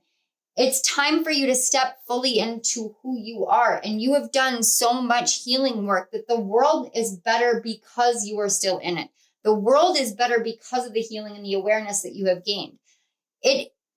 When we come here, we don't always come here to be the best person. And sometimes we come here to do the wrong thing so that we can learn what the right thing is. On the back, we have fire with the Child of Fire or the Page of Fire with Creative Spark. This is literally helping you step into your energy of creativity, of being able to share with the world who you truly are and what you truly can do. All the healing that you've done on such a deep level is helping awaken within you this awareness that you are an artist and you paint this world with your presence, with your being. Hopes and dreams and wishes and goals, when you feel like there is no balance and justice, it's hard. There's a lot of energy here that I'm feeling like, can I ever overcome this? You can, because really anything from the past is nothing more or less an illusion because it's the past. I keep constantly coming back to this Arise card, and I can just feel this energy of your divine feminine main character energy is the one that lifts other people up. So it's time for you to lift yourself up. You see the illusions and you fall into them. So now you're ready to overcome them. We have the card 11. Again, another 11. A new beginning is here for you. A new way of moving, a new way of perceiving things, a new way forward is here for you to rise up and step up into. But you have to be willing to do that. You have to be willing to follow that creative spark that you feel deep within your soul and know that you have the courage here to teach other people about what it's like to embrace all of this wildness within you and this darkness within you and still yet choose the best path, the path of light, the path that is of the best and the most beautiful for all of us. We've got flowers with Be Generous, success and emotional fulfillment are yours. You have this within you. You have the ability to do this. You've been giving and giving and giving to other people and learning to give to yourself and balance things out. And now it's time for you to step courageously into your creativity, knowing 100% that the only illusions that ever have power over you are those that you choose to have power over you. Look, the sun is literally shining and there's this tiny, tiny little storm cloud. It wouldn't even impact this person if they did not give it the power to. So it's what you give power to impact you. We have Cracker, positive energy surrounds you. Love, joy, and good fortune await. And then we have the card, again, Judgment, 14. Soul searching will bring inner peace to many areas of your life. On the back, we have 12 with the Fool. Have the courage to embrace change. Take risks. Be adventurous. If you were called to another pile, by all means, go check that out. It might be a little confusing, but with your pile especially, it feels like you guys are, it actually feels like you guys are in an earlier stage of healing right now. And Spirit and your guides really want you to understand that when you step into this space of forgiveness for yourself, deep forgiveness for yourself, that opens the door to so much more. It opens the door to you learning how to just really choose the creative lifestyle that you want, and knowing that you don't have to be afraid of it, that this is the time for you to be willing to accept help, accept support. You've been so generous. You've been so giving. You literally have the giver and the flowers that says be generous. And you've done this. You've done this because both of these flowers are very similar. You have been the one who has given and given and given. And that comes with being a Pleiadian starseed. So if you resonate with that, that is one aspect that comes with that energy. We give and give and give because we want to heal everything in the world. But you're learning that you have to heal yourself and embrace all the aspects of yourself. There is so much here that shows how many different facets you have. But being multifaceted doesn't mean that you're, what's the word? Disingenuous is what's coming through. Disingenuous. It doesn't mean that you aren't authentic. It means that you are stepping into the power and the potency of every part of who you are, every aspect of who you are, the light and the dark, the cosmic and the earthly, the diviner and the wild child, and knowing without a doubt that you have within you everything that you need. Surround yourself with positive energy and rise back up, because your divine feminine main character energy is ready to show you how being receptive to help and love and nurturing through loving and nurturing yourself brings in all sorts of change. There is such a strong message here that I did not expect, because this is so strongly about your divine feminine main character energy. But for you to fully embody it, what your divine feminine main character energy needs is you to let go of the past. To let go of the past and step forward into the truth of who you are. All parts of you, every single aspect of you is ready to be harnessed, ready to be fulfilled, ready to come forward into the world. All you have to do is say yes. Okay, pile 4, this is all I am seeing or hearing for you guys. I want to say thank you so much for being here. I truly appreciate all the loving and amazing energy that you bring to my channel for me to be able to read for you. I also want to mention that the link to, oh my gosh, my brain just shut off as soon as I said I didn't see anything else. Don't forget to check out Ember's link down in the description box for your divine masculine main character energy. She is an amazing reader, and I am so honored to be doing this reading with her. I do want to say thank you to your guides and my guides for facilitating the connection between our energies. And I also want to say thank you so much to Spirit. Spirit, I know this was one of those harder messages. I could feel that energy within me, but I am truly, truly honored to channel the healing and the messages simultaneously to help uplift and bring more light and more integration and awareness into the collective, and especially for the collective of pile 4. So thank you, Spirit, so much.